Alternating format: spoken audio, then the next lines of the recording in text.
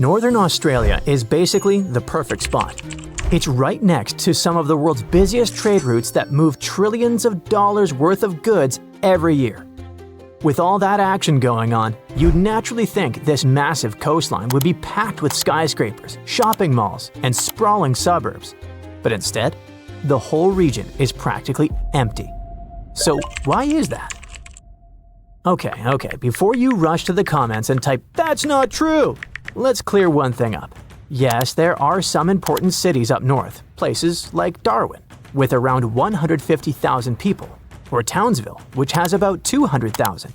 But let's be real, it's a bit of a stretch to call them major cities. Large metropolitan areas are generally considered places with a population of 1.5 million people or more, like Sydney, Melbourne, or Perth. Now take a look at them. Can you see what all those cities have in common? Yep, they're located in the southern part of the country.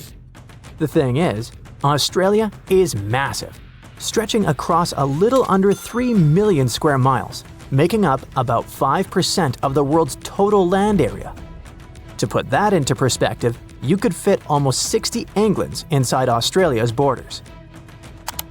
But it's also one of the most sparsely populated countries on Earth. See these red zones here? That's where the majority of people live. This means that the center of Australia is, well, practically empty. That's basically because this area has an intense climate covered with semi-arid and desert regions. It's really dry most of the time and hardly gets any rain, so they end up facing big challenges when it comes to having enough water. During summer days, average temperatures are typically between 98 and 102 degrees Fahrenheit, and suddenly, living by the beach starts to sound a whole lot more appealing. Looking for more bearable temperatures is one of the reasons why most Australians are concentrated along the coastlines. Great, but think about it. Australia is totally surrounded by ocean waters. Yet, for some reason, people choose the southern coastlines, not the north. And that doesn't make much sense. Take a closer look at Darwin, and you'll see that it's actually closer to Indonesia than it is to Australia's own capital. We're talking about the world's fourth most populous nation with one of the fastest growing economies. Indonesia has a ton of positive ingredients behind that growth. It's rich in mineral reserves, has a large working age population, and is becoming strong in sectors like manufacturing, trade, and digital services. Put all that in a blender, and Indonesia's economy is expected to grow at an average annual rate of 4.8% over the next 2 years. In fact, experts believe that Indonesia, and Southeast Asia in general, will be some of the most important countries for Australia over the next 100 years, financially speaking. So that brings us back to the question: why hasn't the northern part of the country turned into a booming metropolis, soaking up the benefits of its prime spot near Asia? Well, there are a couple reasons for that. First up, the weather. The top of Australia has a tropical climate, and that means two things: it's hot and humid. During the wet season, it rains a lot, and I mean a lot. The region suddenly gets hit by big, intense storms. And yeah, thunderstorms can put on a heck of a visual show, but the situation can also get pretty tense. Because when it rains that much, it also floods, sometimes badly. And that can lead to roads being closed and towns getting completely cut off. As a result, producers have a hard time distributing their goods, and stores sometimes end up with empty shelves. It's like a domino effect. The afternoons feel super sticky, with the air so humid it feels like you're walking around wrapped in a warm, wet blanket. During the wet season, the humidity often stays above 70%. But sweat isn't the only problem. The real issue is that all the heat and dampness cause infrastructure to wear out a lot faster. The wet season also means it's a tropical cyclone season. Cyclones can stick around for days or even weeks and often follow messy, unpredictable paths. They're dangerous and bring all kinds of hazards, like extreme winds, heavy rainfall, and storm surges. Then, a few months later, comes the dry season. humidity takes a break, and there's very little rain. But that means the same wetlands dry up and vanish under the scorching sun, leaving cracked earth behind. That leads to dust, fire risks, and water shortages. This kind of wild weather might work out fine for small towns or a few businesses, but it's a real problem if you want to develop a big city. Major cities need reliable infrastructure and steady access to water and energy, and the North doesn't provide any of that easily. Maintaining a modern city up there would cost a fortune, without a big local population to help pay for it. Mining companies do operate in the North, extracting minerals, gas, and other resources, but they don't build cities, they build temporary towns. Workers fly in for a few weeks, then fly back home. There is money in the North, but it doesn't translate into busy centers. Alright, so here's the second reason why there aren't any big cities up north. The place is super remote. Sure, it is closer to Asia, but that's a whole other continent. When it comes to Australia's own big cities like Sydney or Melbourne, it's really far away. The problem is that the North has always been lacking good roads and railways, and that's related to how things played out in Australia's history. Some would say it's kind of a too little too late situation. Because, you see, back when Britain first settled Australia in 1788, they made practical choices. Over the years, settlers picked spots with safe harbors, manageable weather, and fertile soil. All things the northern coast just didn't have. Early attempts to build towns up north like Port Essington and Fort Wellington failed spectacularly because of disease, isolation, and harsh conditions. Only Darwin managed to survive, but like I mentioned earlier, it never grew into a major city. But none of this means the region was empty before Europeans arrived. And that brings us to reason number 3, protected areas. The North has long been home to diverse Aboriginal and Torres Strait Islander peoples, groups who were living there thousands of years before Britain showed up. Over the years, many areas have stayed under traditional ownership or have remained really significant and important to Indigenous communities. Even today, big parts of Northern Australia are Indigenous lands, national parks, or conservation zones. These lands are protected by law, so developing these areas means navigating complex legal agreements and risking damage to places of enormous cultural and spiritual significance. In other words, it's not exactly easy to just come in and say, "Hey, let's build a big metropolis right here." But it's not like the idea hasn't crossed people's minds. Experts have come up with plans every now and then to open up the North. Many of those plans have ended up failing, mostly because of all the reasons I've already talked about in this video. Even in 2025, the North's remoteness is still a problem, but that doesn't mean it can't be developed. And right now, there's fresh buzz around that old dream, with the Northern Australia Action Plan working to crack the code. Authorities are pouring billions into roads, ports, and infrastructure, hoping to spark industries like clean energy, minerals, and agriculture, all while working closely with Indigenous communities who call the North home. It's a bold vision, sure, but it just might finally turn this vast, wild region into a thriving frontier. For now, though, we just have to accept that the North remains mostly wild, full of intense storms, breathtaking landscapes, and unique animals you can't find anywhere else. So a few years ago, in 2019, folks in Australia said they liked an old idea with a new twist, using extra floodwater from the north to help dry areas in the west and south. This plan got the name of the New Brandfield Scheme. It was based on an old idea from the 1930s.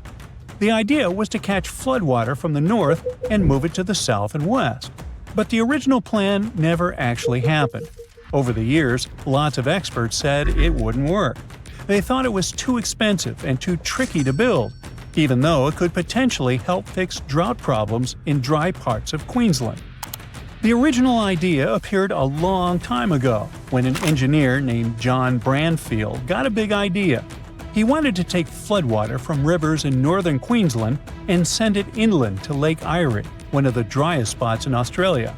He planned to use dams, pumps, really big pipes, and even tunnels to transport all that water over the Great Dividing Range, a big mountain range in Australia. The biggest dam would have been called Hell's Gate, and Branfield wanted it twice as tall as what it was originally planned. This way, pumps and gravity could help move the water over the Great Dividing Range. The water would then flow south and help irrigate farmland near places like Hughenden. It would change the weather, make it rain more, and turn the dry land into green farms. Eventually, it would reach Lake Erie, turning the desert into a green growing area. That way, Australia could grow more food, sell it to other countries, and make more jobs. He hoped that the area could turn into a food bowl for the country. For some time, people talked about the plan a lot. They loved the idea. They thought it could change how farming worked. And some even believed that nature had already planned for the land to be filled with water. Dry rivers and lake beds were just waiting to be used. They even said that rains fell on the wrong side of the mountains, and Branfield's plan could fix that. But when the authorities looked into this idea, they found big problems. And the main one was that the plan would cost too much. Plus, there weren't enough scientists or engineers to do a full investigation. The land was too dry and harsh. No one was sure it would even work, like how much water would really get there. Plus, some of Branfield's measurements were wrong, especially the dam heights. So, in 1947, they officially shut the project down, claiming that even if they built the project, it wouldn't be worth it. After all, even places next to oceans, like parts of Chile, still stay bone dry, so a big lake might not result in more rain. And still, in 2019, one political party brought the idea back with an updated version called the new Branfield Scheme. They wanted to try it again, but with some changes to make it work better. Their plan included the following steps. Take water from the South Johnstone, Tully, Herbert, and Burdekin rivers. Store that water using a big dam called Hell's Gate Dam, but this time they wanted to make the dam twice as tall as in the original plan. Let the water flow through tunnels using gravity instead of using lots of pumps. Move the water under the mountains and into the Warrego River in southern Queensland. Use the water to grow crops in dry places south and west of Hughenden, a huge area even bigger than Tasmania, eventually turning it into a food bowl. At the same time, they didn't say how much the whole project would cost, but they promised to spend $20 million to let Australia's National Science Agency check if the plan could work. Those innovative ideas sounded good, but for over 80 years, loads of experts kept saying, "Nope, it won't work." Why? Branfield said his idea would cost £40 million back in 1941. That's about $3.2 billion today. But the new version of the plan might cost more than $15 billion and take over 10 years to build. Also, people who care about nature are worried. They explain that taking water away from where it usually goes could hurt animals and plants. It might let invasive plants and animals spread to new places. It might mess up rivers and oceans where fish and other animals live. It could even hurt towns and businesses near the coast that depend on those natural water flows. Still, some people really believed in the idea and thought it was worth doing, especially to help farmers and fix drought problems. However, in 2022, the government decided to stop trying to fix the drought in western Queensland with the Branfield Scheme. Experts looked closely at the plan and said it just wouldn't work. The problem? There's not enough water all the time to make it happen. Apparently, the new cost of the plan would have been over $30 billion. That's a huge amount of money. You could buy yourself a fleet of private jets and luxurious yachts, and more. So experts said you'd need lots and lots of water to spend that kind of money, but the water just isn't there. Now, instead of one huge project, they suggested doing smaller water projects closer to where the rain and waterfalls are. These smaller projects, called mini Branfield grids, would be in 4 places along the Queensland coast. Those little grids could share water when some places had more or less rain. Other scientists looked at the plan too, and they agreed. Even if things went super well, the Branfield scheme would still cause problems and cost way too much, while the mini water grids project looks more plausible. They think the dry parts west of the mountains will do better without the full-scale Brandfield scheme. There are easier and cheaper ways to help those places grow and get water. So the big plan was dropped, and now they're looking at smarter, smaller ideas to help with water and farming. And the matter is quite urgent. Australia is a super dry place, one of the driest places people actually live in. When there's a drought, there's not much water around. That means farms don't grow as much food, and that can cause a lot of problems. In the future, droughts are likely to happen more often and be worse. That's why it's necessary to start getting ready now. Experts are working on something called the Drought Resilience Mission, trying to figure out how to deal with droughts better in the future. One of them looked at how much droughts actually cost Australia. His research shows that droughts can hurt a lot of things – farms, jobs, towns, and even the whole country. When there's no rain for a really long time, some towns can actually run out of water. That's called day zero. It's when the taps in people's houses get turned off because there's just no water left. In 2020, a town in Queensland called Stanthorpe hit day zero. About 50 other towns were really close too. When such a situation happens, the only way to get water is by bringing it in with trucks, and that's super expensive. Stanthorpe had to get around 20 trucks of water every day for a year and a half. It cost them about $800,000 every month. In the end, they spent over $14 million just to have water. Luckily, it started raining again and filled the dams back up. But the authorities are working on ways to stop this kind of thing from happening again. They want to help towns be ready so they never run out of water like that. Because drought just doesn't mess with water, it can also mess with people's health. When everything dries up, plants vanish and the soil gets loose. Then the wind picks it up and makes huge dust storms. Those dust clouds can blow really far, even into such big cities as Sydney. That's what happened in 2018. The air got so bad that kids, older people, and anyone with breathing problems had to be extremely careful. The dust ruined some crops and made different foods, even fruit, unsafe to eat. This is Australia. And here, a little to the south, is its island part called Tasmania. It's a giant island with beautiful and rich nature, great weather, and delicious food. But for some reason, very few people live here. Something makes people leave this place. Something prevents people from moving here. And this something is… let's find out. So, the population of Tasmania is over 500,000 people. That's not a lot. In fact, Tasmania is Australia's smallest state by population. But it's the 26th largest island in the world. Its area is about the size of Ireland or Switzerland. In other states, the area is much smaller, and there are quite a lot of people. For example, over 8 million residents live in New South Wales, more than 7 million in Victoria, and over 5 million in Queensland. Also, mainland Australia is much more likely to endure fires and scorching sun. Tasmania has a fairly cool climate and amazing nature. So, what's the reason? Why do so few people live here? Let's visit the southeastern part of Tasmania, where the Tasman Peninsula is located.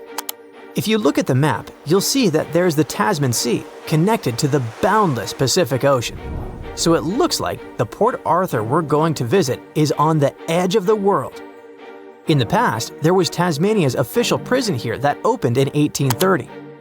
Prisoners served their sentences and worked at a logging station.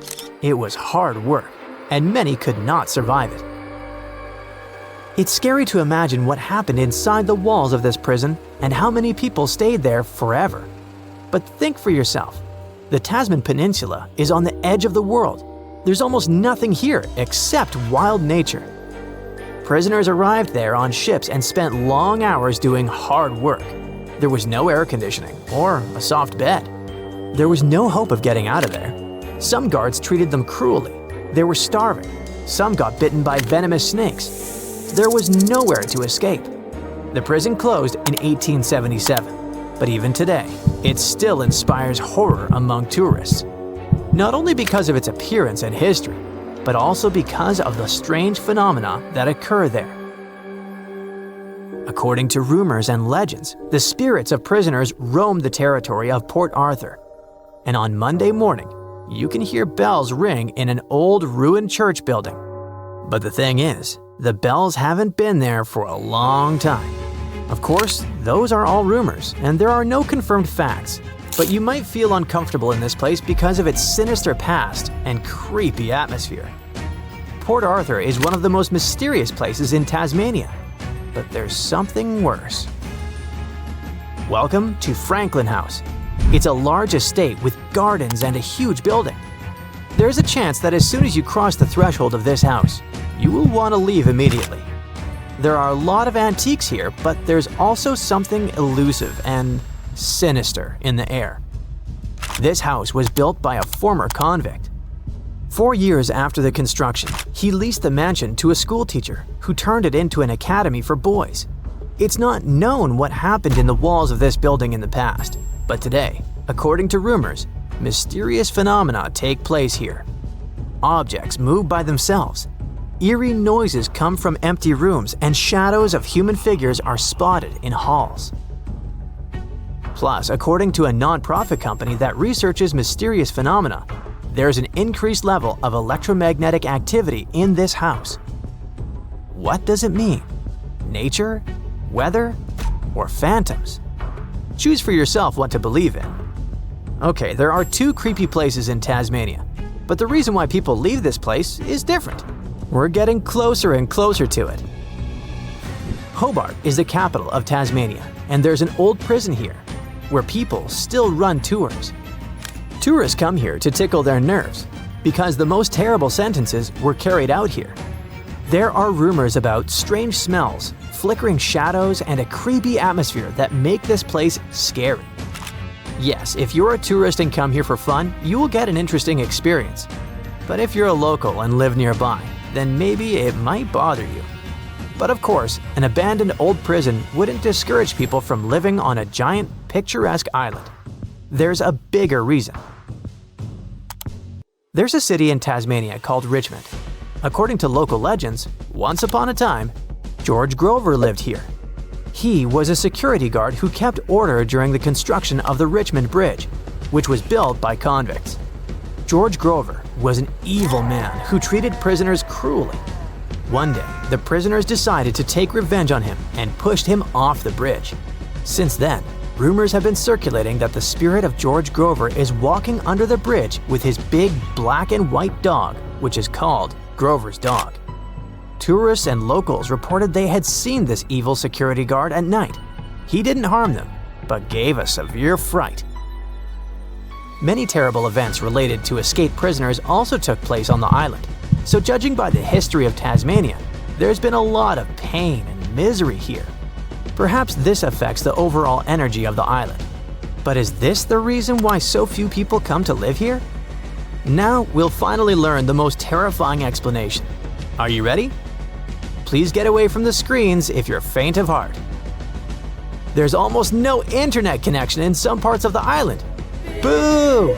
The signal is very weak and unreliable, which makes it impossible for people to work remotely and watch our videos.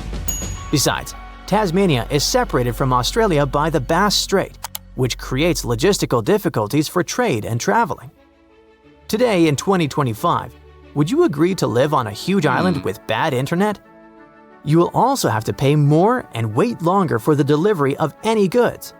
One of the main sources of income is tourism. In addition, rental prices are rising here, especially in central cities. Because of logistical difficulties, prices for food and necessities are rising here. One of the biggest problems is waiting lists in public hospitals in Tasmania. People who need modern medical care have to wait a long time for their turn, or they gotta spend tons of money to get to the mainland. Tasmania is getting old. More and more young people are leaving this place. There are no major corporate headquarters on the island. There are no large enterprises here like in Sydney and Melbourne, which means there are few career opportunities. Low salaries and unemployment are forcing young people to move to the mainland.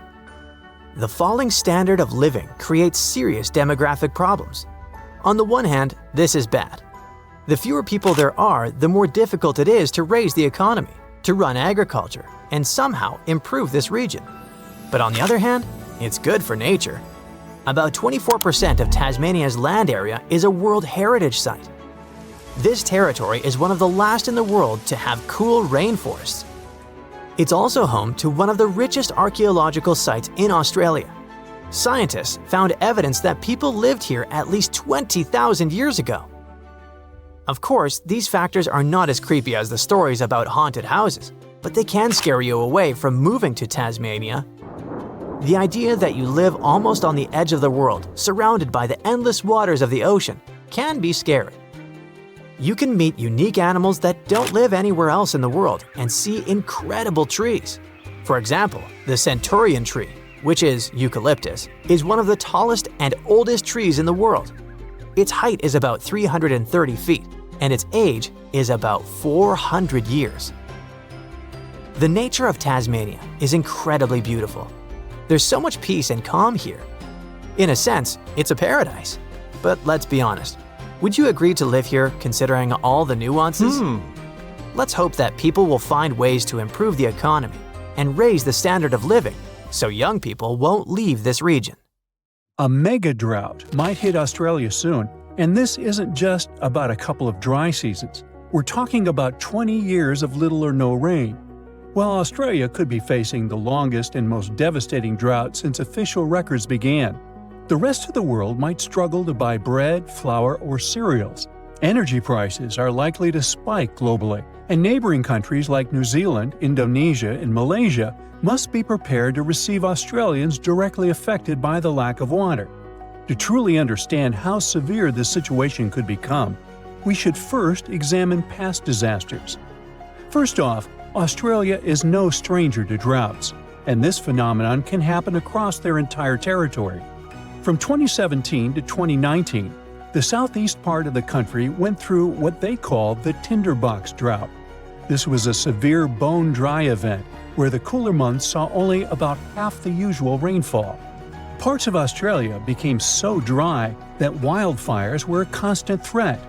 Crops failed, and water was scarce. This drought was also thought to have contributed to the Black Summer fire disaster. By the end of 2019, bushfires were raging across the country on a scale never seen before, with people describing them as rivers of lava flowing down from treetops. The losses were staggering. The tourist industry alone took a hit of $2.8 billion, and over 7,000 jobs disappeared as a result of this difficult period. The tinderbox drought was a big reminder of what Australia might face in the future. That's why it's so important to understand what happened in the past to get a full picture of a possible 20-year mega drought. But there is one problem. Even though droughts are relatively common in Australia, the rainfall data available until today isn't enough for researchers to predict the future, and our records only go back to around 1900. So experts decided to study tree rings to uncover missing environmental data. If you look at a tree stump, you'll notice concentric rings on its surface. As trees grow, they form new rings, and the thickness of these rings depends on how much water they get. During a megadrought, the rings appear thinner because the trees don't have much water. Unfortunately, these natural records usually only go back a few hundred years, and it only tells us about specific local conditions, not the situation across all of Australia. So, experts turn to computer models to simulate how Earth's climate changed from the year 850 to 2000. This approach helped them to paint a picture of when megadroughts might have occurred in Australia and how to predict what might happen in the future. But what they were really interested in was whether the human factor might be making this scenario worse over the years and if we are somehow intensifying these dry periods. So, are we to blame for these megadroughts? The short answer is, we're not sure yet. On one hand, dry periods in Australia do seem to last longer than they did before factories and machines became common. On the other hand, they don't seem to be getting more intense or happening more often than before industrial times. This means a drought lasting 20 years might not be directly linked to human activities. Actually, this kind of phenomenon is just a normal part of how rainfall changes in Australia over time. This is backed up by evidence from ice cores, which suggests that a 39-year drought hit eastern Australia around 800 years ago. What makes it all so fascinating is that there isn't just one cause for this phenomenon. I mean, there is no single mechanism that explains all cases of megadroughts. It happens because the right combination of ocean and atmospheric conditions come together, and you end up with a drought. And just by random chance, you might have periods where there are 100-year-long droughts. Despite what many people think, megadroughts are not geographically isolated. They have occurred on every continent except Antarctica over the past 2,000 years, and are often linked to natural events. For instance, megadroughts in North America and Southwest South America were driven by El Niño, where the Pacific Ocean near the equator gets warmer than usual, disturbing normal weather patterns. They are not rare events either. In fact, the U.S. Southwest has been experiencing a megadrought since 2000. It's being considered the driest period in 1,200 years for the region. Major reservoirs like Lake Mead and Lake Powell are at low levels. Heat waves are hitting cities like Phoenix and Las Vegas harder than ever. And wildfires are happening more frequently as the land gets drier. Now, let's think about the future. Even though we have a very recent and concrete example from the U.S., research can't exactly predict how a 20-year megadrought would play out in Australia. Usually, such events show up mainly as reduced rainfall and snowfall. But in most areas, the increase in drought risk will be caused by a warmer, more arid atmosphere. So the ground will probably look parched and cracked, rivers and lakes will likely shrink, and the sky will be relentlessly clear and blue, with barely a cloud in sight. Farmers might struggle to grow crops, making grocery prices rise worldwide. Things like bread, flour, and cereals may become scarcer, as Australia supplies about 13% of global wheat exports. Coal mines might be affected, as they depend on water for extraction, washing, and processing. That might drive up power costs for industries around the world, which could be passed on to consumers, impacting global growth and inflation. As cities might face water shortages, Australians will likely find new ways to conserve every drop or maybe move to New Zealand or Southeast Asia. Now, you're probably thinking, when is this big event going to happen?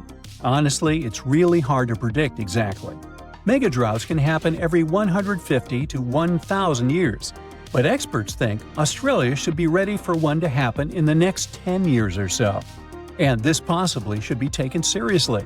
This phenomenon has been known to contribute to the collapse of entire civilizations. Take the Akkadians of Mesopotamia, who built the world's first empire more than 4,000 years ago. Studies of moisture at the ruins of Akkadian cities suggest that they experienced a massive drought lasting 300 years, and this may have led to their collapse. A similar thing happened to the Assyrian Empire, which existed over 2,700 years ago, in what is now northern Iraq. For years, it was a real mystery why they left their capital of Nineveh and never returned. But recent studies of a stalagmite in the Cunaba cave revealed that the rise and fall of the empire coincided with a wet period followed by a 125-year-long megadrought. Because they were very dependent on seasonal rain for agriculture, this dry period made their life much harder. Even though experts now believe they probably left because of the dryness, the question of where they went is still a mystery. So, yep, megadroughts may have played a role in the collapse of great civilizations in the past. But on the positive side, we've come a long way since then, and recent climate technologies can help us prepare for events like this. Now that we know a 20-year megadrought is very much possible and might happen soon, Australia has some time to get ready for it. Developing strong water management plans to mitigate the severe impacts of a megadrought is more than necessary, and it's also important to create community support networks to provide emotional and financial support to people, particularly farmers, who are more affected directly by this event. If initiatives like these emerge in the coming years, those 20 years of drought could be less intense than most people might expect. The world's largest fence spans over 3,100 miles from Queensland to South Australia. If stretched out, it could easily connect London to New York. And if you'd walk next to it, you'd need 6 months to complete the journey. It wasn't built to safeguard the Australian border. Why would it, since Aussies are just surrounded by water? It wasn't meant to protect some important building either. Its purpose is to keep some animal species away from each other. It was back in the late 1800s when Australians started building parts of this fence. They wanted to create a barrier separating the lively, bustling part of the country where cities like Melbourne and Sydney thrive from the harsh, dry outback. They used wooden posts dug deep into the ground, linked up with wire mesh standing about 6 feet tall. Some parts of the fence even have a second electrically charged layer. To make sure this fence did its job, they added some red and white lights to help guard things even at night. A team of over 20 people work full-time to keep things in check here. And every year, local authorities chip in around $750,000 to keep the construction in shape. Why all this trouble? The main reason was dingoes. These gingery, wolf-like creatures are Australia's largest carnivore mammals, and they're also apex predators. They were causing a lot of trouble to local farmers, especially in southern Queensland, where they often go after sheep.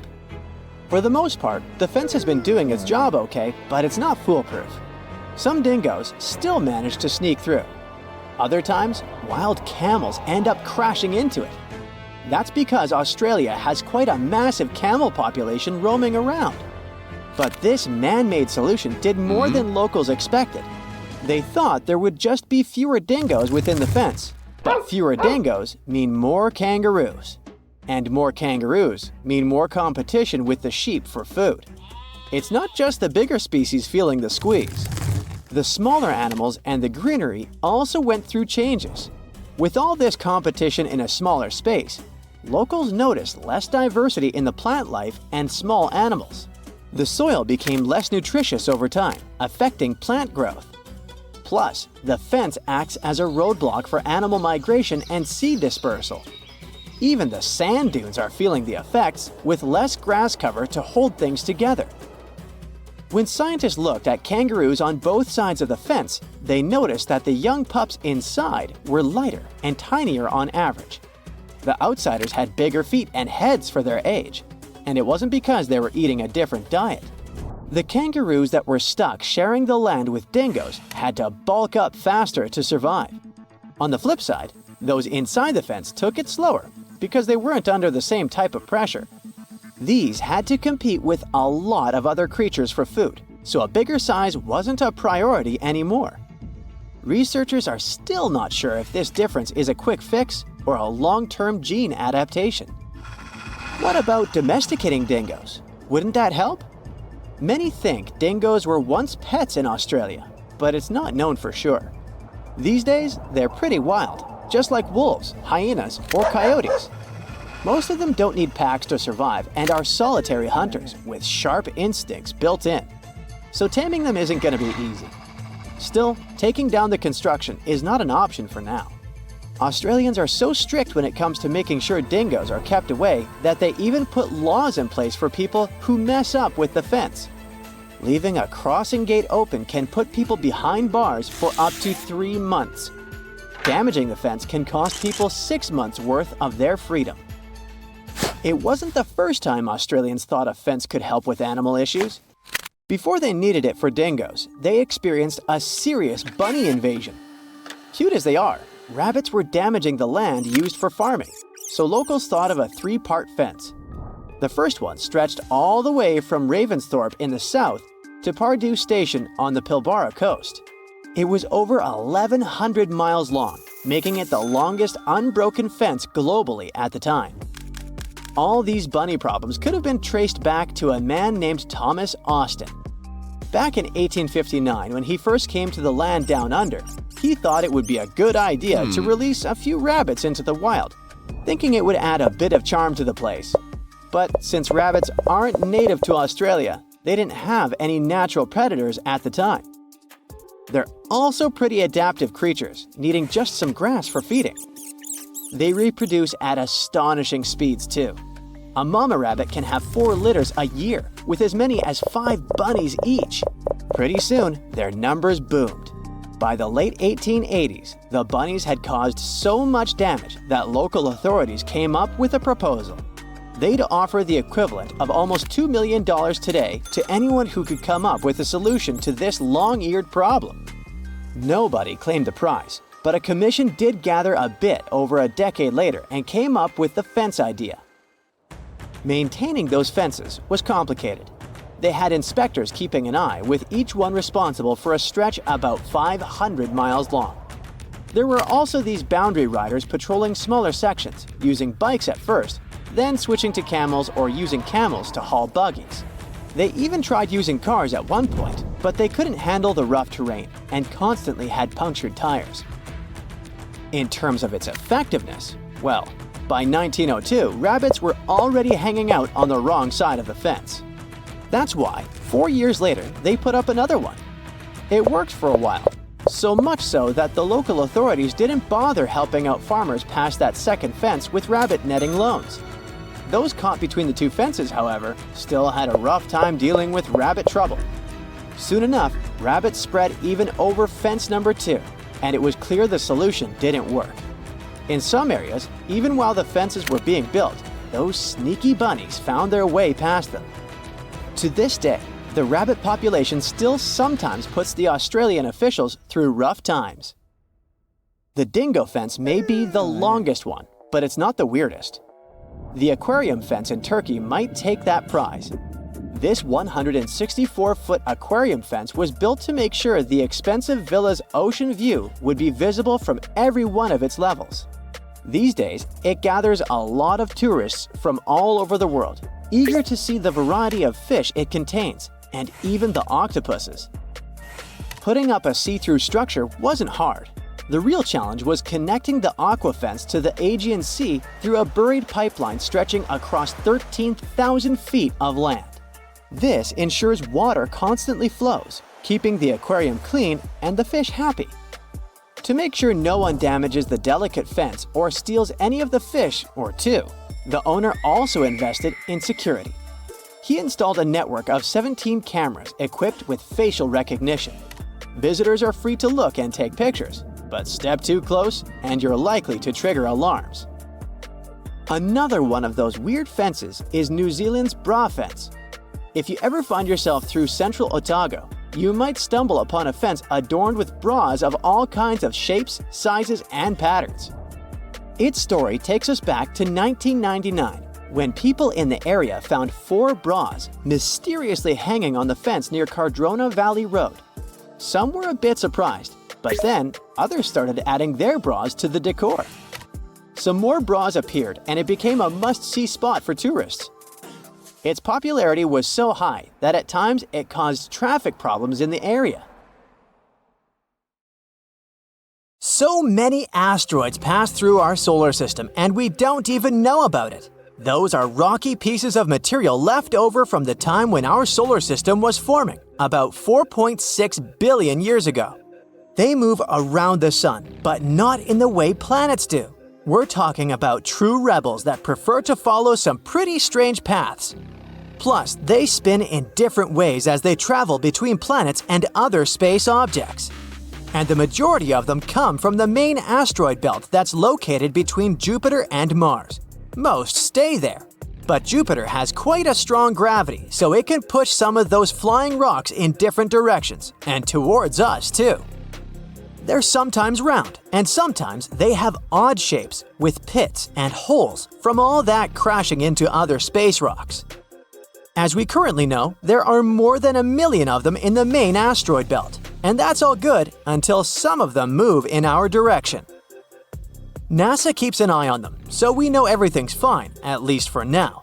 But that wasn't always the case with our beloved home planet. If Earth could talk, it would probably share so many crazy asteroid stories.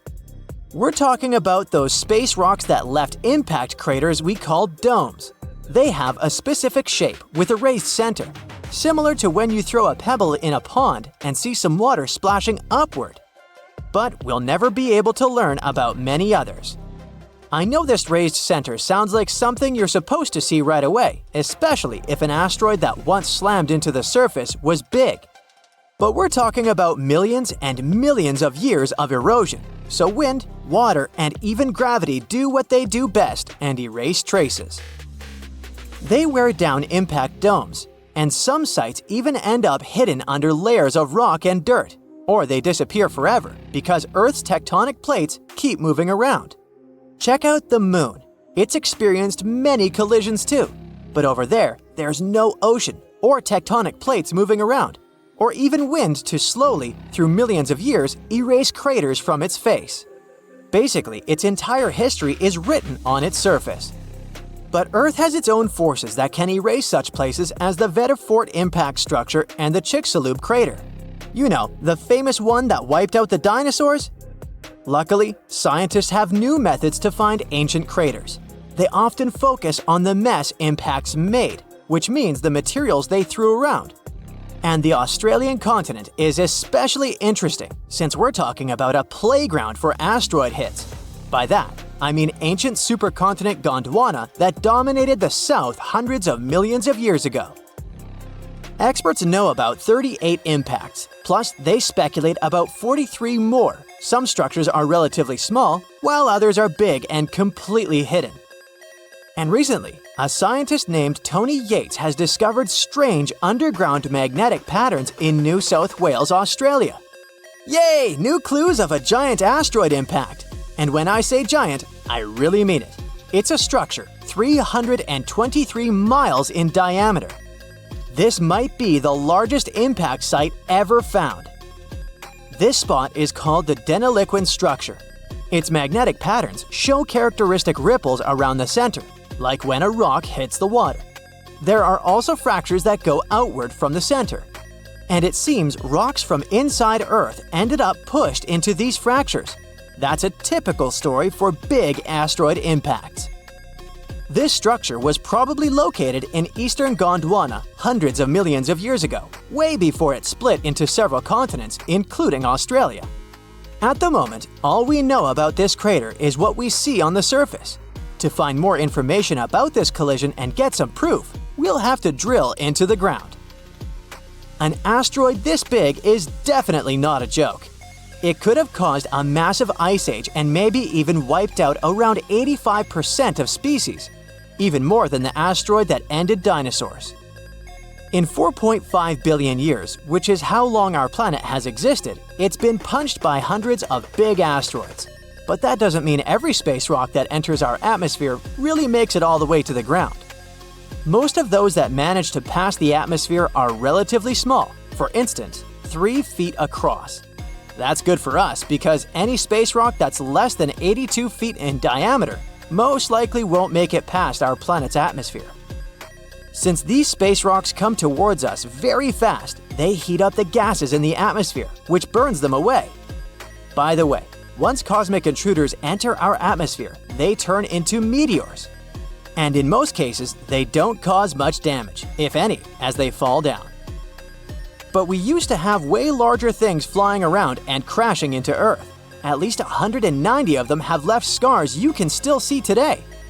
One of the really big ones is in South Africa. It's 99 miles wide. It's actually the largest. At least that's what scientists think at the moment because they still need to check as many details as possible about this new crater in Australia. This one in South Africa formed about 2 billion years ago, and an asteroid that created it was probably larger than the one that had wiped dinosaurs away. And when an asteroid is bigger than 0.6 miles, it can have really big effects across the world.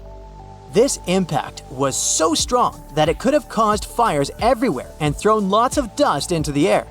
And when you have so much dust in the atmosphere, the climate on the planet can change for months or even years. Then we also have the most popular asteroid that made a giant hole we today call the Chicxulub crater. You know the story. It crashed into our planet 66 million years ago when dinosaurs were wandering around, catching food, falling in love, basically just doing their thing. The crash itself didn't erase them right away. It threw a lot of debris into space, and when it fell back to Earth, fires and flames were everywhere. The hit also produced a big cloud of dust that covered the planet for years. This cloud blocked the sunlight, which harmed plants and entire food chains. Even those dinosaurs that survived the crash and such difficult conditions had a hard time finding food, so they didn't make it. At least they left us many fossils and turned into the inspiration for movies and stories. A long time ago in Canada, something big crashed into our planet and left a big hole we today know as the Sudbury Basin. People used to think it was an asteroid, but now some experts think it might have been a giant comet made up of a mix of ice and rocks. The hole is almost gone now because of weather conditions though. But people still get to mine iron and nickel there, and at the same time find the leftovers of whatever space object fell there. If you move deep in southern India, you'll find a big hole called Lonar Crater. Locals stumbled upon it 200 years ago and believed it might be from a volcano. But now we know it's a trace from a meteor that crashed into the ground about 35 to 50,000 years ago. What's so special about this crater is that it's the only one known to have formed in a type of rock called basalt. Around the crater, there are hills covered in trees, and animals like peafowls and gazelles live there. Birds also like to visit the lake near the crater during the winter. And the lake itself is quite interesting too. It can turn pink because of all those tiny organisms that live there. But this color change doesn't last long. Why is Australia so strangely empty? Why haven't we discovered so much of the ocean? Is our planet a perfect sphere? And was the Earth once more purple than green? I bet you didn't know these facts about our planet. So let's find it all out. Australia is really massive. To make it easy to understand its size, it's nearly as large as the entirety of Europe. Home to around 26 million people, Australia is among the countries with the least population per area. It's ranked only 55th for the highest population in the world, while it has the 6th largest land area. Why is so much of it empty? A good guess would be the many dangerous animals hiding behind every rock. At least this is enough for me to avoid Australia. But there's one specific reason to explain this. The dryness of Australia ensures that 85% of the population lives within 30 miles of the coast, and 80% of them live along the eastern side where rainfall is more common. But although there is an overall lack of rainfall, only 20% of Australia is unlivable desert, and only 40% is considered not habitable by human standards. The water consumption is actually higher than their average rainfall each year, but there is a further ancient water source hidden way below, which can support a much larger population. It's one of the largest underground freshwater resources in the world, the Great Artesian Basin. It covers a staggering 656,000 square miles, which is 1/5 the size of Australia. It holds enough water to cover the Earth under a 1.5 feet deep layer of water. Or, more usefully, it could provide enough water for thirsty Australians over the next 1,500 years. Only 6.5% of Australia has soil suitable for farming, so this doesn't seem like a huge amount. But in case you forgot, Australia is big, and this small percentage is about the size of France. With this massive area available for farming, Australia has more than enough to feed its population, with a further 70% of agriculture products that are exported overseas. So, with plenty of land, food, and water, why are the population figures so low? A very slow migration process is the reason. First, only people from the United Kingdom lived there. Then, they opened their borders to other Europeans, and this restriction remained in place until 1973. You would think almost 200 years would be enough time for a lot of people to migrate, but Australia was just so far away. The risk of traveling such a long way and the cost of the journey meant that people from Europe prefer the shorter and cheaper options to migrate elsewhere, like Canada or the USA. For the past 2,000 years, people have understood that Earth is round. But did you know that it's not a perfect sphere? Through the wobbly rotation of Earth, our planet constantly changes its size, very slowly of course. The North and South poles are surprisingly flat. Earth is pretty much like a ball being squished.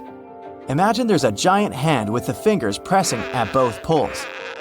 Because of this pressure, the equator pushes a little outwards. Along with an uneven gravitational field, Earth has loads of gravity glitches, some positive and others negative, creating an uneven, rocky, and bumpy surface. Some places on Earth have more gravity than others. If you weighed yourself along the equator, you would weigh 0.5% less than at the poles. Not a whole lot, and definitely not worth the trip to change your weight. If you were to measure the length from the center of the Earth towards the furthest point of Earth, you would be shocked that Mount Everest isn't at the end of it. Instead, it's along the equator, which is the pushed-out part. Ecuador's mountain Chimborazo would actually be the tallest point on Earth, as it's the furthest from the center. We still have around 80% of the ocean to map, which is crazy considering how much of the solar system we've explored in comparison. But we're still aware of many of the unbelievable details about the ocean.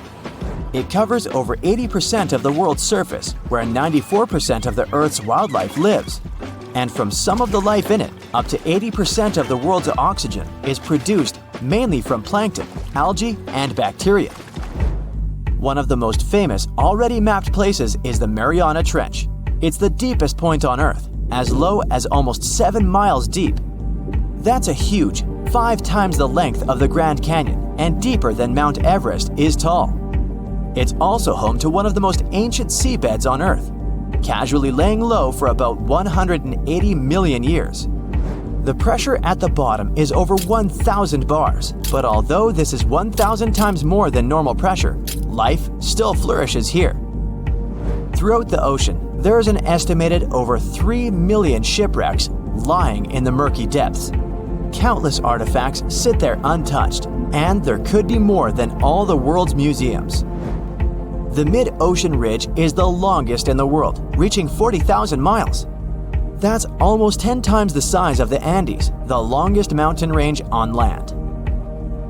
The sun is the reason behind the blue and aqua colors of the ocean. This color isn't from the reflection of the sky, though they are both blue for the same reason. The surface of our planet receives white light from the sun, and it absorbs the orange, red, and yellow light stronger. It doesn't absorb the blue light so much, so it returns to how we see it. Of course, this only occurs based on how pure the water is. If the water is full of mud or algae, they scatter the light and overpower the water's natural blueness. There are many factors that determine what color we see on our planet. Could you believe that the Earth was green before? Instead, it was purple. Chlorophyll in our atmosphere absorbs mainly blue and red wavelengths from the sun and reflects the green ones to what we see our planet as today. Long ago, ancient microbes called retinal dominated the Earth instead of chlorophyll. They absorbed green light and reflected red and violet light. Those microbes had a simpler structure, so they were easier to produce in the low oxygen environment of the early Earth. They provided our planet with a purplish color instead of green. But chlorophyll is more efficient, and as the Earth was developing, it eventually took over. Imagine that billions of years ago, faraway observers could see our home as a small purple dot. I wonder if we could have also been purple. Probably not. The biggest tree on Earth is a giant sequoia named General Sherman. It stands over 280 feet, almost reaching the height of a 26-story building. They believe it to be 2,700 years old, with a circumference of 1,000 inches. Its weight is a staggering 1,800 tons. That's heavy, but it isn't the heaviest living thing on Earth. In Utah, a huge grove of trees called Pando works like a single colony of trees. The massive root system connects all of them together with up to 47,000 stems. It weighs up to 6,000 tons and is 80,000 years old. It makes it the oldest living thing known to humans. Now, what about the biggest area of one being? Off the coast of Western Australia, a seaweed grows to an unthinkable size. The Poseidon's ribbon weed has been growing for 4,500 years, spreading underground clone shoots. It's all connected and shares the same DNA with most of its chutes. It covers a massive 77 square miles, the same size as 28,000 soccer fields, or the size of Nebraska. And it won't stop there either, as it continues to grow by 2 feet each year. It's hard to even picture the scale of these enormous beings. Now, just imagine if they were all purple. It's June of 1857. A fierce storm slams into Geechin Bay, Australia, and rips apart a Dutch ship weighing 800 tons. Part of the crew tries to escape in a small boat, but only 9 of the 25 men on board survive. Now, many years later, researchers believe they've found this long-lost gold rush shipwreck. Yep, this ship is tied to one of the most dramatic high-stakes chapters in Australia's history. We're talking about the shipwreck of Koning Willem de Tweede, a vessel built back in 1840. This historic ship discovery is a big deal since it's now considered a real treasure in the world of underwater archaeology in Australia. Let me tell you why. By the middle of the 19th century, Dutch ships were carrying not just goods, but also people from Asia who were hoping to start a new life in Australia. And they were all chasing one thing: gold. Yep, the precious metal was discovered in Australia in 1851. Well, officially at least. It was actually found a few years earlier, but let's just say the authorities decided to keep that little detail away from the newspapers. Anyway, the big public discovery happened in 1851 when an Australian gold prospector named Edward Hammond Hargraves led an expedition in the New South Wales region, and he chose to tell everyone about his find. And just like that, the gold rush began. News spreads fast, so people start arriving from everywhere: Britain, Ireland, Germany, the Netherlands, and also from China. It's estimated by that time around 20,000 Chinese had made their way to the gold fields in Victoria. By 1861, about 3% of the Australian population had been born in the Asian country. Most of them came from the southern region of Guangdong, which was going through a really tough time back then. They'd been through it all: foreign invasions, massive floods, serious food shortages, you name it. Many people had lost everything. Their money was gone, their homes destroyed. They couldn't even afford a bite to eat. There was no clear way out of the poverty they were stuck in. But then, word started to spread. There was a goldfield somewhere in a distant British territory. They heard stories from people all over the world going there, that it was peaceful, full of opportunity, and that the land itself had everything you could need. It sounded like a dream. Before long, they began calling it Xinjin Shan, or New Gold Mountain. So, many scraped together what little they had left to reach Australia and start over. It was a shot at a better life, a chance to lift entire families out of poverty. But getting there wasn't cheap or easy. They had to travel in huge ships, and the average trip from Guangdong province took about 3 months to reach Sydney or Melbourne. At some point, Australian authorities decided to impose a tax on Chinese arrivals. Every passenger who disembarked at Victorian ports had to pay a £10 poll tax. So what do you think happened? The routes changed, of course. Instead of docking directly in Victoria, ships began stopping in Robe, a town in the southeastern part of South Australia. From there, people would walk about 250 miles all the way to the goldfields, just to avoid paying the tax. And this area is exactly where the Koning Willem de Tweede was discovered. Yep, our Dutch ship was found off the Robe coast, and it was one of many vessels that carried Chinese passengers to Australia. Now you can see why it's historically important, right? On the 16th of June, 1857, it brought around 400 people safely to shore so they could start their lives over. The ship itself didn't get a happy ending though. After dropping them off, it was supposed to continue its journey, but then a storm rolled in. So the ship had to drop anchor and wait it out in Geechin Bay. The weather kept getting worse. The anchor began to drag, and by the 13th of June, it was completely lost. The captain, called Hendrik Geisen, had to act fast. He made the call to beach the ship in hopes of saving both the vessel and his crew. But there was a problem. The ship ran aground on Long Beach, about 3 miles east of Robe, and it started breaking apart quickly in the rough seas. The rest of the story is tragic. 16 sailors drowned when one of the ship's small boats turned upside down. Only 9 men made it out alive. Captain Geisen stayed aboard the wreck. He eventually reached the shore by clinging to a cask. Thankfully, people who were on the beach managed to pull him out of the sea using a rope. A few months later, things from the wreck were sold to a local man in Robe named Jacob Chambers for £225, which was a pretty big amount of money back then. And that's because people were able to save a good amount of stuff from the wreck, like the bell, some doors, and wooden planks from the hull.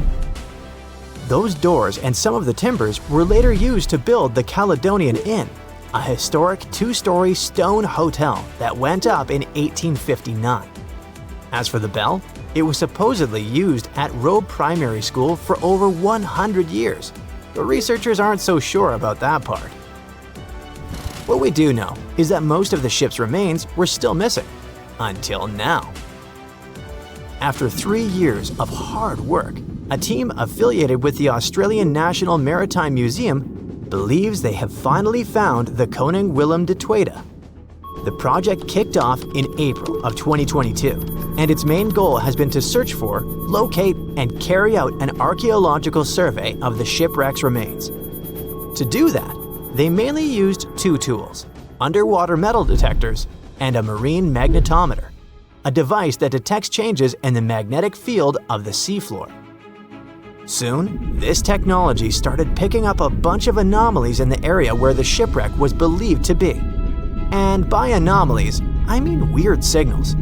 Clues that something might be buried under the seabed, probably hidden under layers of sand or mud. They believe those signals were coming from the iron parts of the ship's windlass. That's a big winch at the front of the ship used to pull up the anchors. Some of those pieces were sticking up slightly from the seabed, along with a partially exposed iron frame. They also spotted a well-preserved wooden plank underneath the windlass, which suggests that more of the ship's hull is still down there, just buried under the sand. So why do they feel confident that this wreck is the Koning Willem de Tweede? Well, basically for 3 reasons. First, the location. The spot where they picked up those signals lines up with historical accounts of where the ship went down. And it just so happens to be the only known shipwreck in that part of Long Beach. Second, the size. The cluster of magnetic signals roughly matches the ship's documented length, which is about 140 feet. Third and last reason, they found pieces of Chinese pottery from the 1800s right on the beach next to the site. When you put all those facts together, it basically screams Koning Willem de Tweede. That's why the team feels so confident they've finally discovered this historic ship. But even though they have good reasons to believe it, more research still needs to be done, so they're planning future visits to the site to keep monitoring things. The goal is to check the ship's condition and look for more parts of the hull or artifacts that might get uncovered as the seabed shifts over time.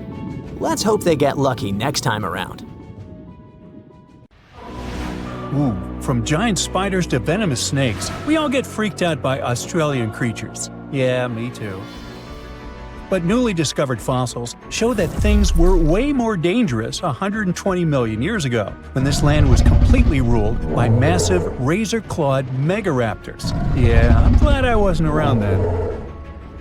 These dinosaurs were about 26 feet long and walked on 2 legs, just like the famous T-Rex.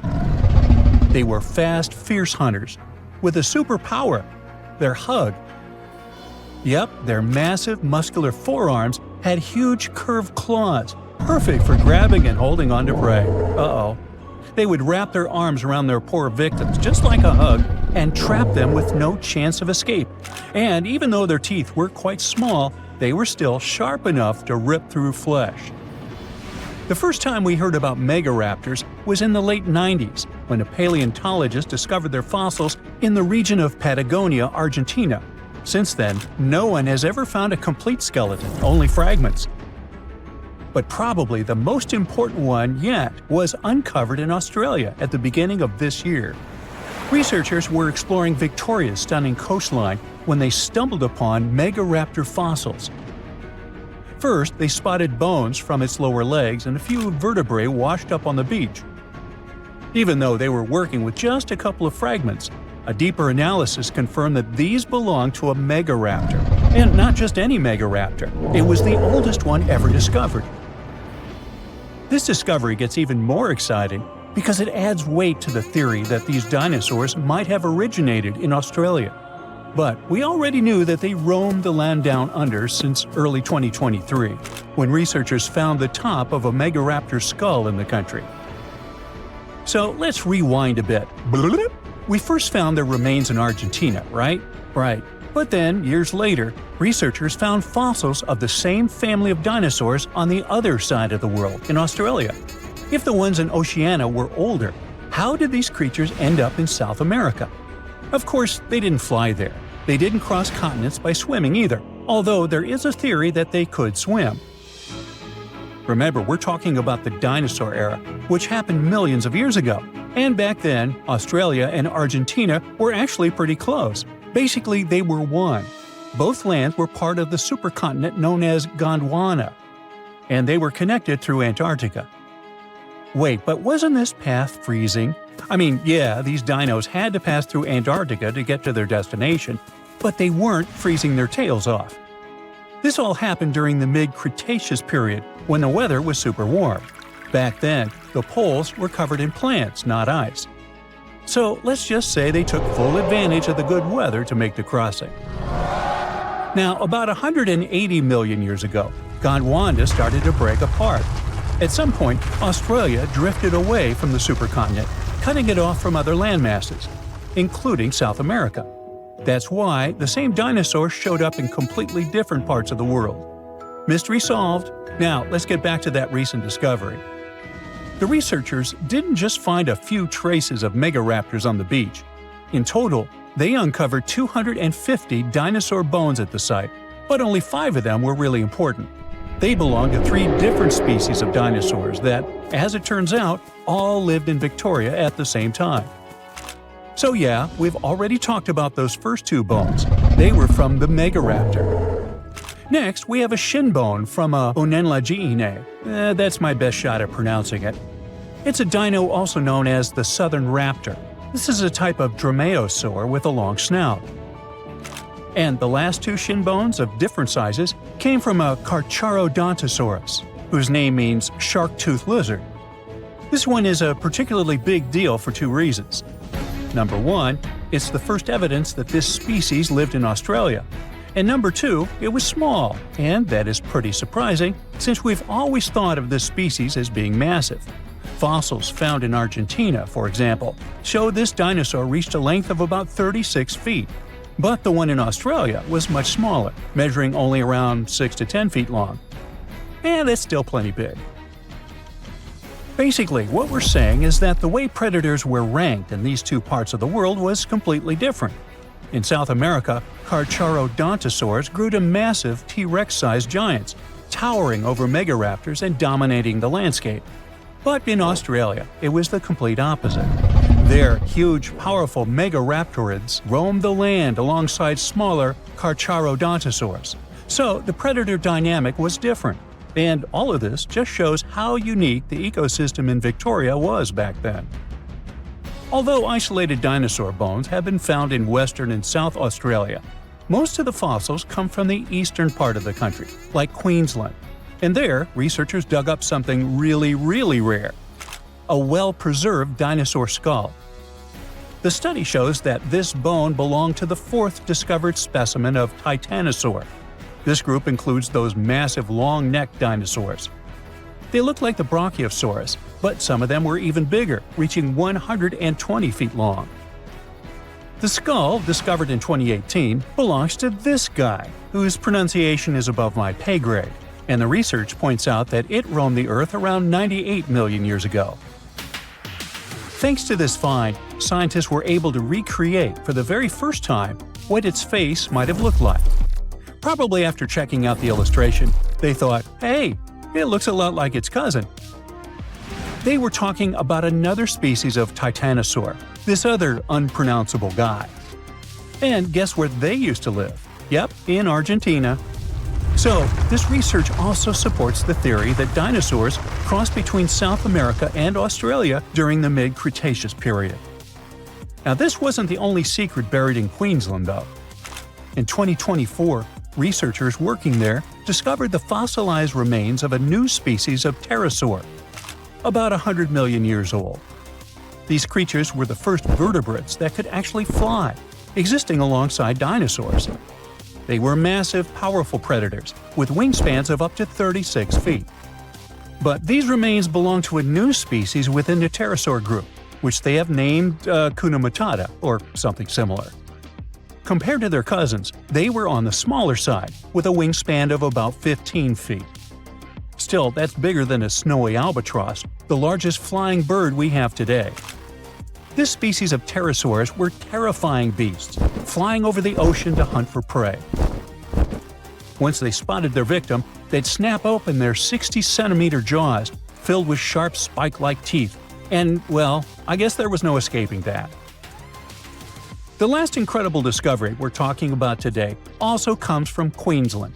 For over 20 years, students walked past a plain-looking rock at Biloela State High School completely unaware that it held 66 dinosaur footprints, and they date back about 200 million years. These prints were made by a group of these Latin-named guys. They were small dinosaurs with 3 toes on each foot, and it seems like they were all over Queensland around that early Jurassic period. The rock they found at the school worked like a snapshot, giving us a better idea of what these dinosaurs were like and how they behaved. After taking a closer look, researchers found that the footprints came from 47 individual dinosaurs. This group was probably walking along or maybe crossing a waterway when their footprints got marked in the white clay. And the study also discovered that they were likely moving at less than 4 miles per hour at the time. So we only discovered those marks in Australia.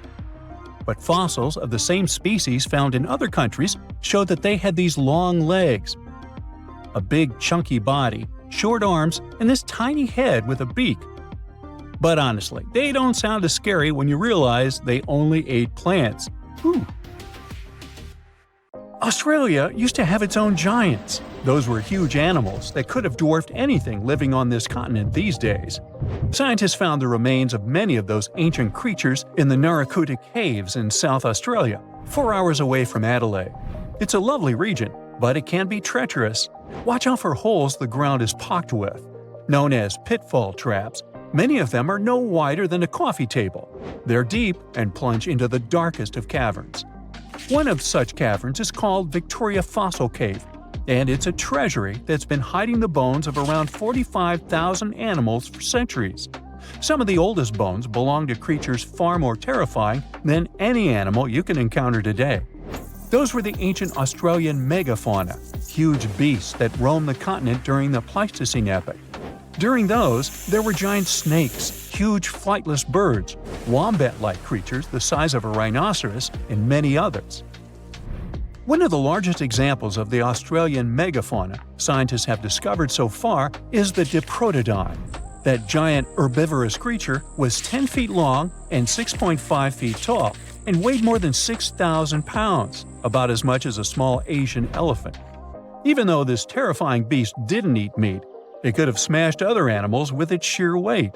Scientists have found the remains of hundreds of such creatures all over Australia, so it's safe to say that no other animal from that time or in that location was larger than this giant. Despite its creepy appearance, the Diprotodon was a relative to the modern-day wombat, and those are known to sometimes pounce humans. The Diprotodon had toes that pointed inward and were well suited for digging burrows. On the other hand, Diprotodon was a giant, and it was unlikely that it used to do so. It was likely a trait it had inherited from its smaller burrowing ancestors. or it could have used its claws to search for roots. This theory is supported by the fact that the animal's pouch was facing backward. It prevented any dirt from collecting inside while the creature was digging. Since this animal was so big, it didn't have to worry much about predators. Up until 60,000 years ago, when the first humans appeared on the continent, full-grown diprotodons only had to look out for creatures like the quincana. Measuring in at a whopping 20 feet long, the quincana was a land crocodile. It lived in Australia from around 20 million to 40,000 years ago. It disappeared along with most other mega creatures of the last ice age. It's thought to be the result of the first humans coming to the continent. Even though the quincana was extremely fast and dangerous, it was possible that this creature got outcompeted by human hunters who took all available prey. Unlike modern crocodiles that are mainly aquatic, that mighty beast was a land dweller. Scientists figured it out by studying the quincana's legs. They were able to support and carry the body clear off the ground.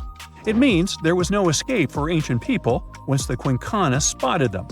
Modern crocodiles can only push themselves along on their bellies. Such an adaptation allowed the quincana to chase its prey for long periods of time, exhausting it in the process.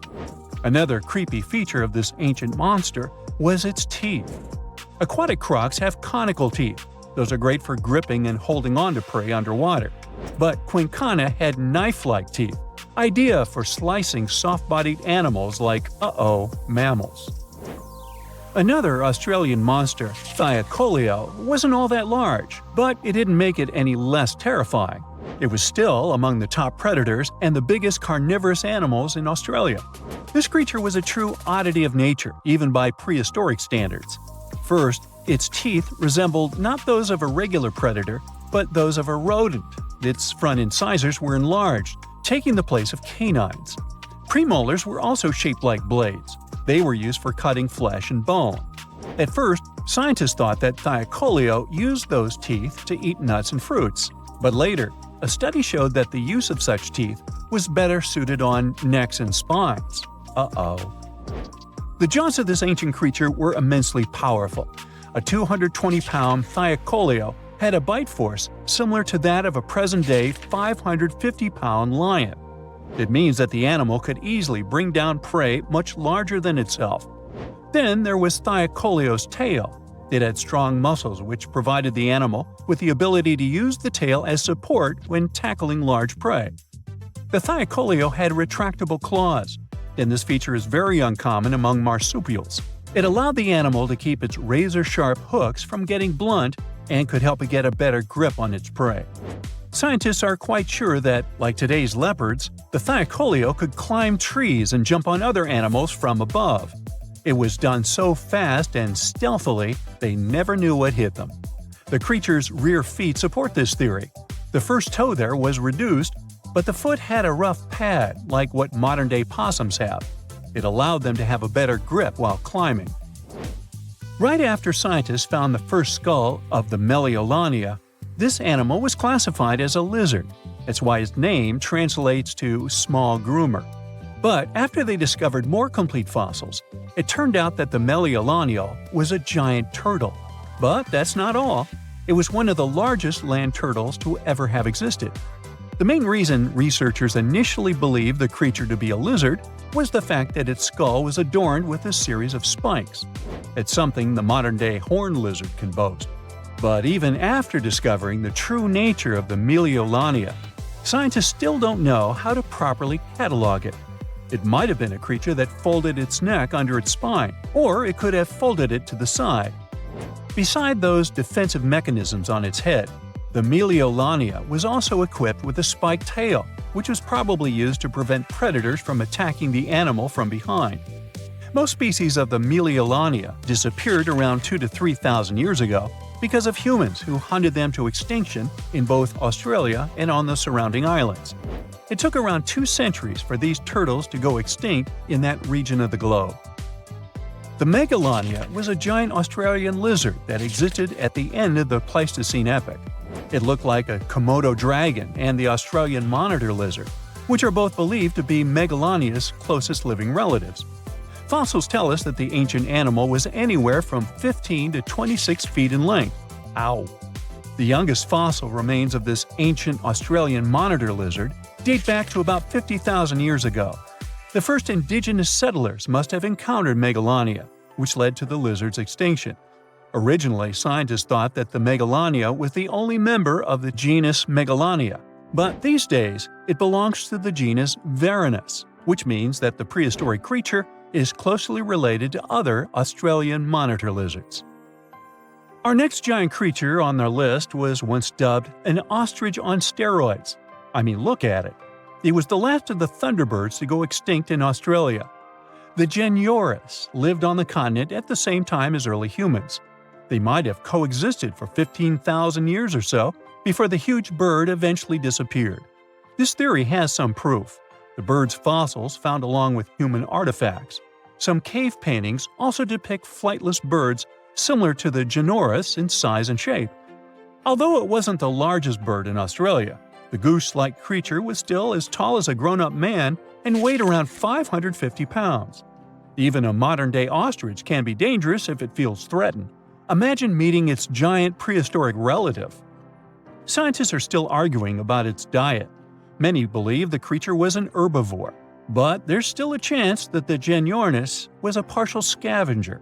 Its small, stubby wings and powerful hoof-like legs hint that the bird could have been a plant eater. But its huge beak and exceptionally deep lower jaw evoke suspicion. Such features are highly unusual in birds. Have you ever noticed how insects seem to get bigger in certain parts of the world? Take Australia and the Amazon rainforest, for example. They're notorious for having some of the largest and creepiest crawlies around. What's the deal with these hotspots of insect activity? Warmth plays a part in insect growth, but it's not the only factor at play. You won't get bugs that large out in the desert, for instance, despite the heat. The real secret lies in their access to water. In tropical and subtropical environments, there's usually plenty of moisture to go around, which means a year-round supply of delicious snacks.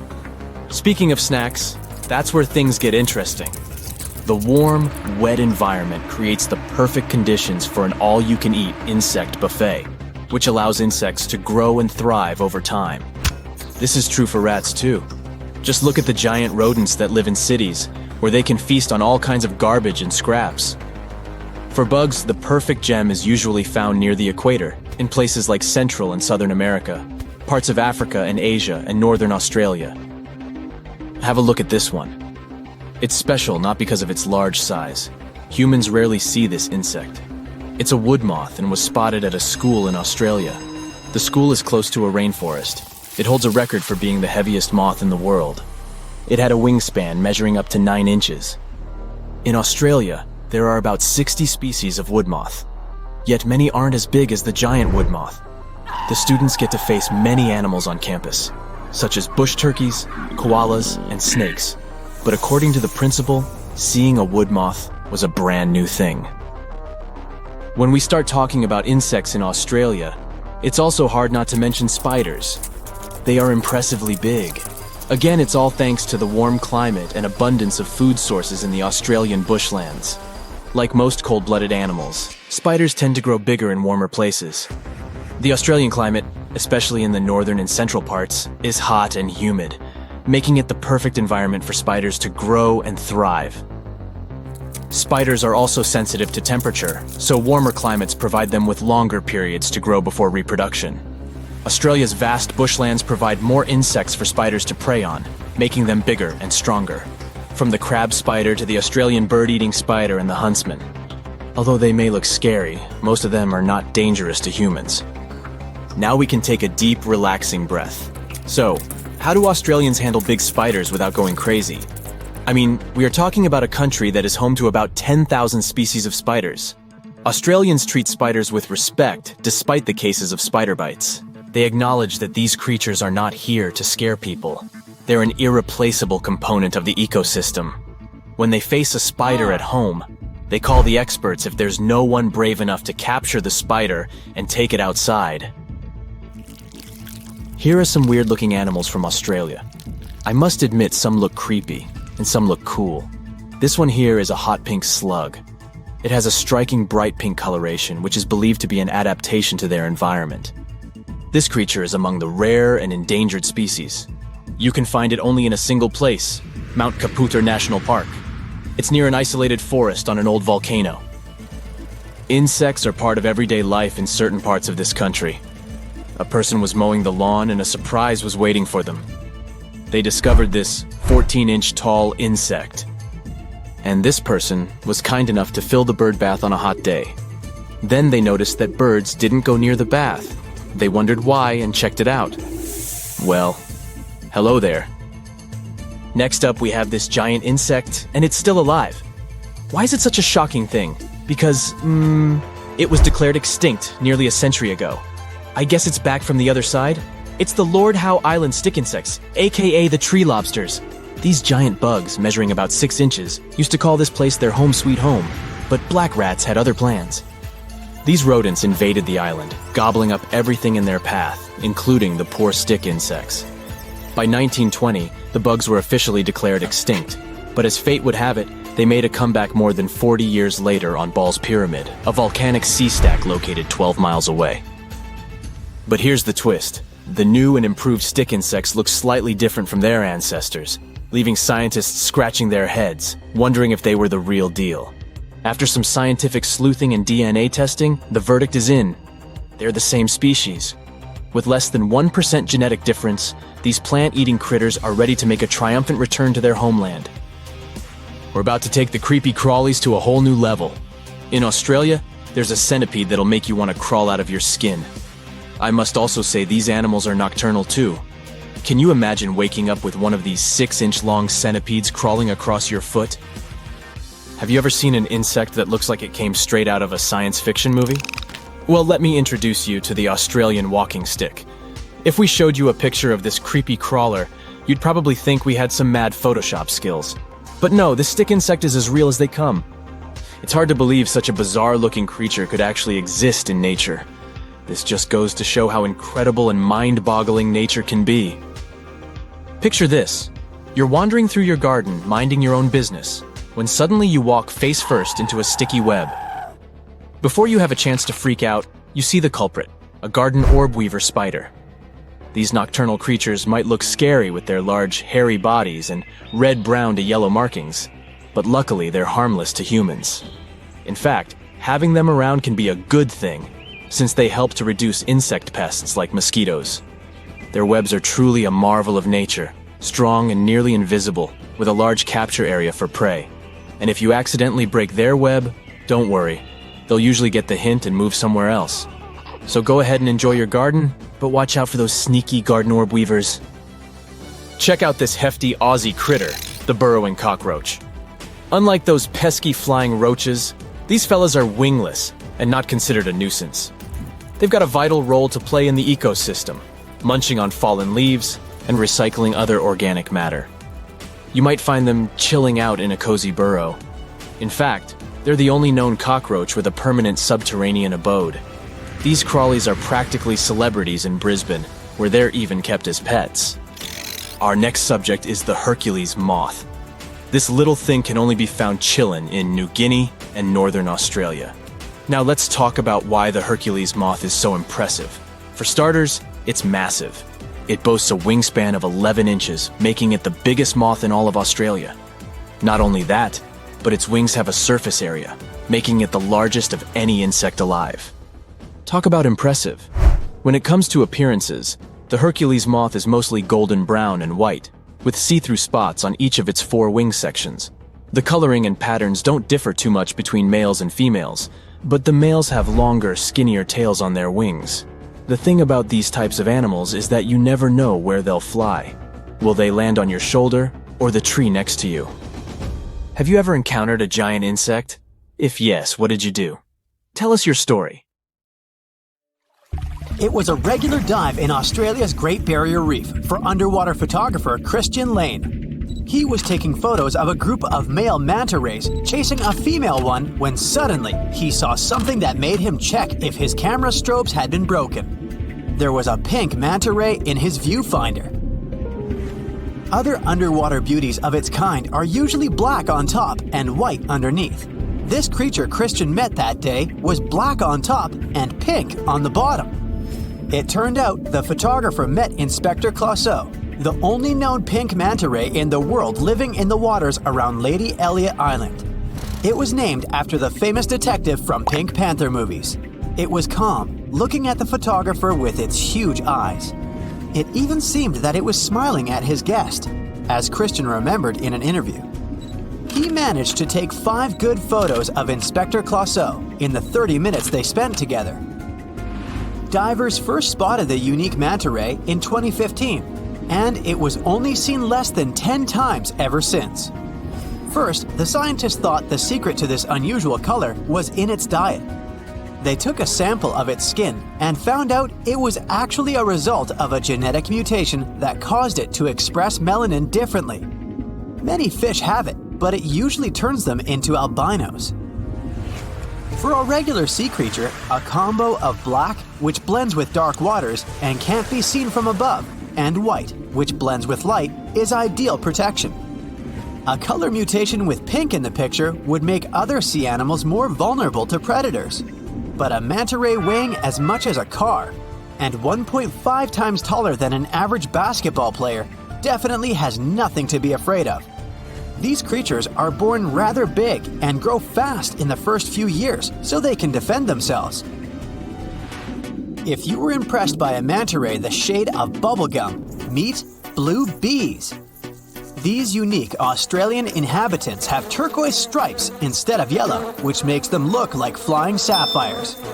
Their thin brown wings look like layers of cellophane with engraved patterns. Another unusual thing about them is their lifestyle. The blue-banded bees are singles. They don't move in swarms and don't live in large nests. They prefer settling in small burrows in the soil or crevices in rocks. Blue bees also have a special way of pollination. They sit on the flower, hold it tightly, and shake the whole body to make the flower move quickly and gently. Then the bees stop and collect all the pollen that goes out of the capsule inside the flower. Blue bees work for Australian agriculture, helping with tomatoes, cranberries, eggplants, blueberries, kiwi, and chili peppers. The next unique Australian animal is called the happiest on this planet. A quokka never stops smiling and looks like a live teddy bear. It's a nocturnal creature the size of a cat. It has inherited its appearance from its relative, the kangaroo. It also has a pouch, which serves as a home for its offspring for 6 months. Quokkas have a diet of grass, shrubs, and leaves. When there isn't enough food, they can use stored fat in their tails as a source of energy. They mostly live on Rottnest Island off the coast of Western Australia. Since there's no predators or traffic there, quokkas have nothing to fear and gladly come into contact with humans. It's against the law to touch them, but no one has banned taking selfies. When you look into the eyes of this cutie pie, the only question is, who on earth would call it the Tasmanian devil? Well, it wasn't that friendly to the European settlers who came to Tasmania in the early 19th century. The cutie pie greeted them with frightening growls, high-pitched screeches, and unearthly screams.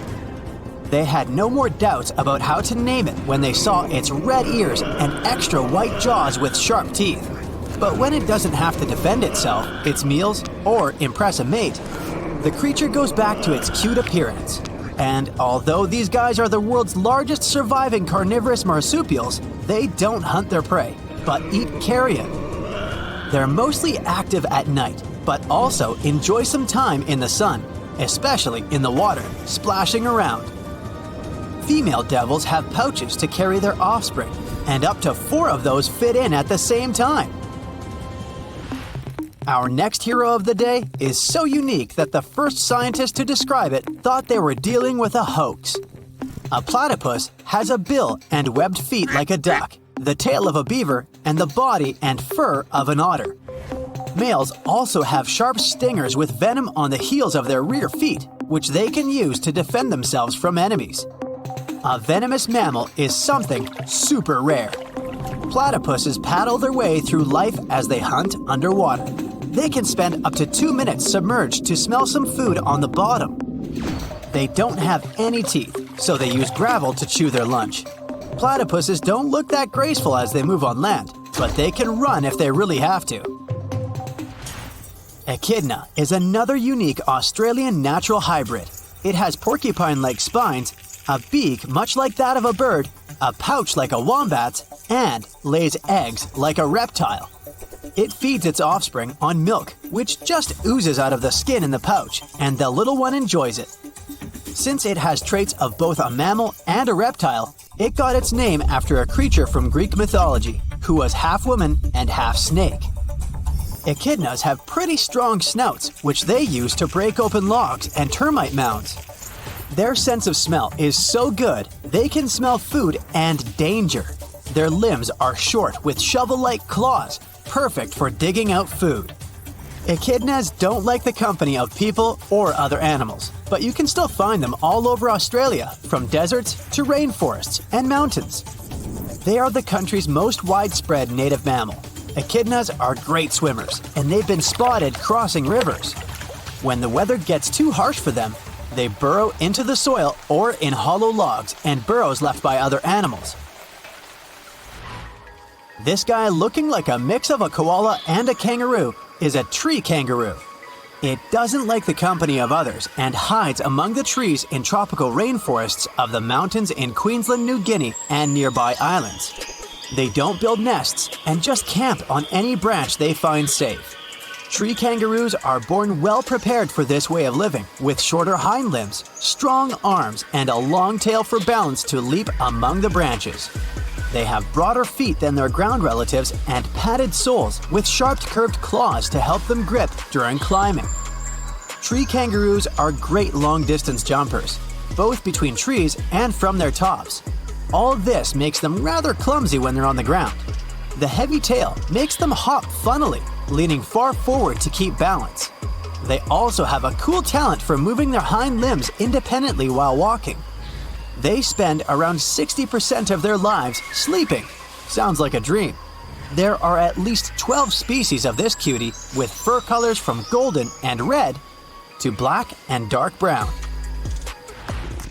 Did you just hear the chainsaw sound? There must be a lyrebird nearby. Those guys have the superpower of copying sounds from their surroundings. With the help of some complex muscles in its syrinx, a lyrebird can mimic camera shutters, different tools, other birds, and reportedly even human speech. It takes them up to 1 year to master this talent, and then they can use it to fool their rivals. Lyrebirds mostly hang out close to the ground and rarely fly. They got their name after the shape of their beautiful tail. It's a great mating tool as it does look like a lyre when opened. Have you ever wondered what's inside of a kangaroo's pouch? Maybe they're saving some snacks for later. Maybe it's for their house keys. Or perhaps they're used to their part-time job transporting people to work every day. The short answer is kangaroos use the pouch to carry their young, or joey. They need the bag because after a short gestation period of up to 36 days, the joey is born and crawls into the pouch for their continued development, where other mammals would not. Once he is born, it's the size of a jelly bean. Although he is deaf and blind, it has an acute sense of smell and finds its way into the warm and protected pouch. The joey will then attach itself to the mother to drink milk, where it receives nutrients, and from there it will live, grow, and develop for the outside world for the next 4 to 6 months. Once the joey develops enough, it can leave the pouch and stretch its legs to adapt to the world outside. But it will still go back to feed inside the pouch for a further 6 to 12 months. These time frames vary depending on the types of species of kangaroos. There are 4 different types. The red kangaroo, the largest of all the kangaroos and all terrestrial animals in Australia, is found throughout the mainland, though generally in deserts and open grasslands. Nicknamed the Big Red, it can stand as tall as 6 feet and weigh up to 200 pounds. The eastern grey is mainly typical of the eastern coasts. These are the second largest, with a height of 5 feet tall and a weight of up to 180 pounds. The antilopine kangaroo, the smallest of the 4, is located in the far northern tropical regions. Their height reaches up to 4 feet tall, and they can weigh as much as 110 pounds. And lastly, you'll find the western gray in the southwestern and southern areas of the continent, weighing up to 120 pounds while standing up to 4 feet tall. Of all the different sizes, their most notable ability is to leap forward in a bouncing motion, covering vast distances. The big red can cover up to a staggering 30 feet in just one bounce. Although, what makes the kangaroo so unique isn't uncommon in Australia. They share evolutionary traits with other classifications of macropods. Wallabies, wallaroos, quokkas, and patamelons are distant cousins of the kangaroo, with several species in each classification. They all come in many different sizes and live in the unique areas that they've adapted to throughout Australia and New Guinea. Although marsupials were once more common throughout the rest of the world, it's unclear where they originated. The old fossils of marsupials were found in North America, but it is clear that the marsupials slowly made their way down under and came through South America, across Antarctica, until finally into Australia. Of course, we're keeping in mind that this was when the continents were all still attached. Once making it to Australia, they quickly adapted without competition from the other animals. Some other mammals made it to Australia around the same time. The bat family and the rodent family, it's not surprising that mice and rats had managed to make it to Australia before humans. Although Australia's climate would have been very different from what we know of it today, marsupials had adapted quickly to the changes.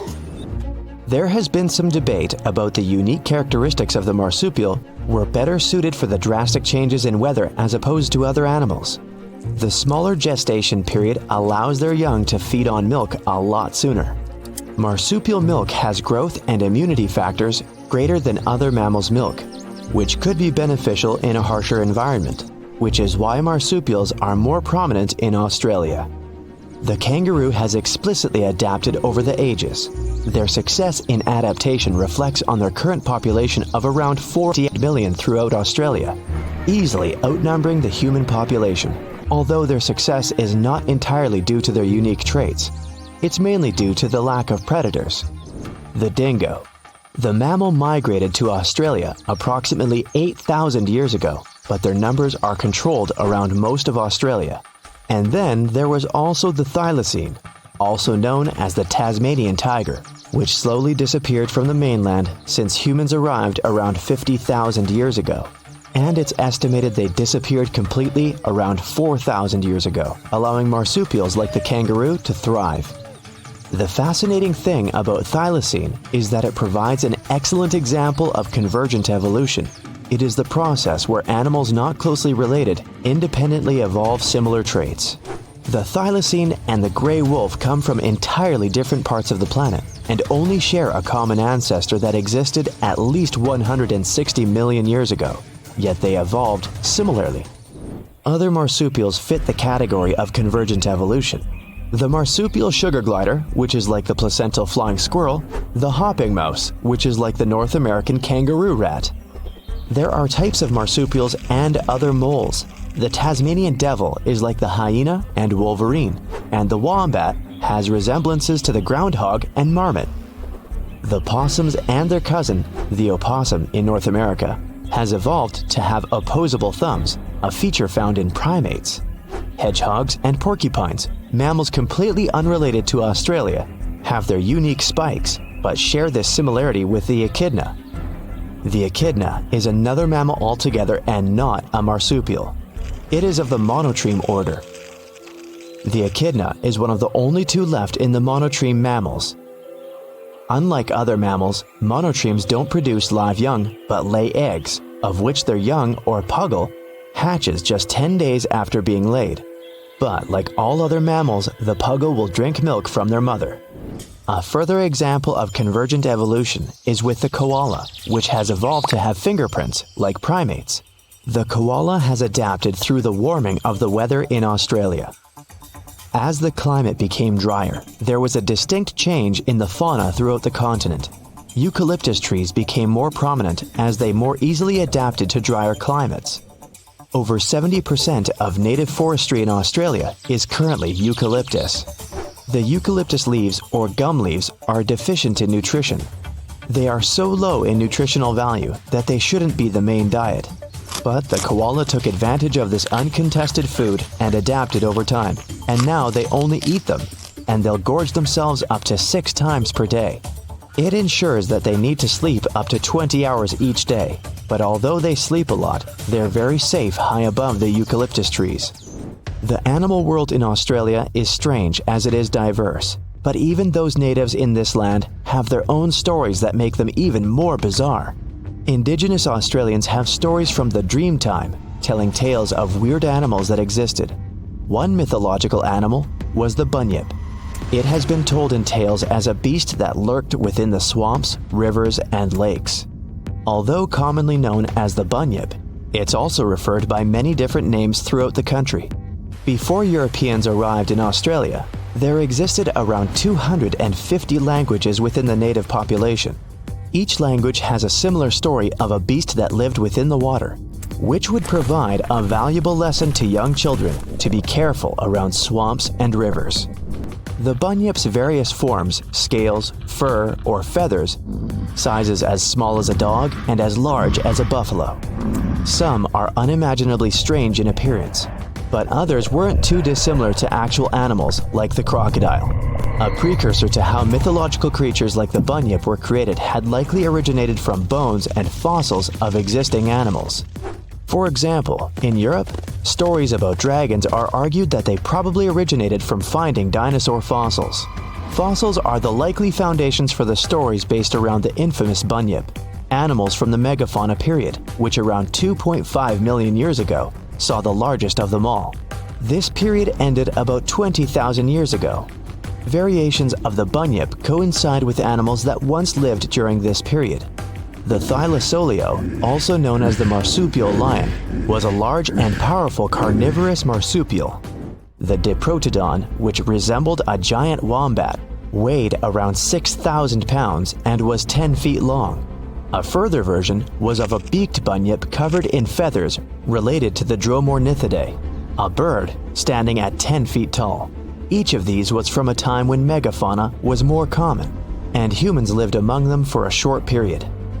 Although the age of megafauna in Australia has long passed, there are still animals that adapted to the changes in the drying continent, the new species introduction, and even the involvement of humans. The 4 kangaroos, the red eastern, the western grey, and the antilopine, are still living reminders of the age of megafauna. When you first see this creature, it may seem to you that this is a flying sapphire. The blue-banded bee is as beautiful as this gem. These flying beetles have turquoise stripes instead of yellow. Their huge green eyes resemble emeralds. And their thin brown wings look like layers of cellophane with engraved patterns. Appearance is not the only thing that distinguishes them from ordinary bees. The blue-banded ones are singles. They don't move in swarms and don't live in large nests. These beetles like settling in small burrows in the soil or crevices in rocks. Another cool difference between our blue guys and ordinary bees is their unique way of pollination. Scientists call it buzz pollination. The blue bee sits on the flower, holds it tightly, and begins to shake the whole body. It creates a series of small, fast vibrations. This way, the bee also shakes the flower, quickly and gently. These movements make the pollen move out of the anther. Then the bee stops and collects all this pollen. Some scientists think these bees prefer pollinating purple flowers. This helps the blue bees blend in with the plant and remain unnoticed by enemies. But this theory hasn't been proved yet. The blue-banded bees mainly inhabit the territory of Australia. They are an important element in the agriculture of this country. These bees work with tomatoes, cranberries, eggplants, blueberries, kiwi, and chili peppers.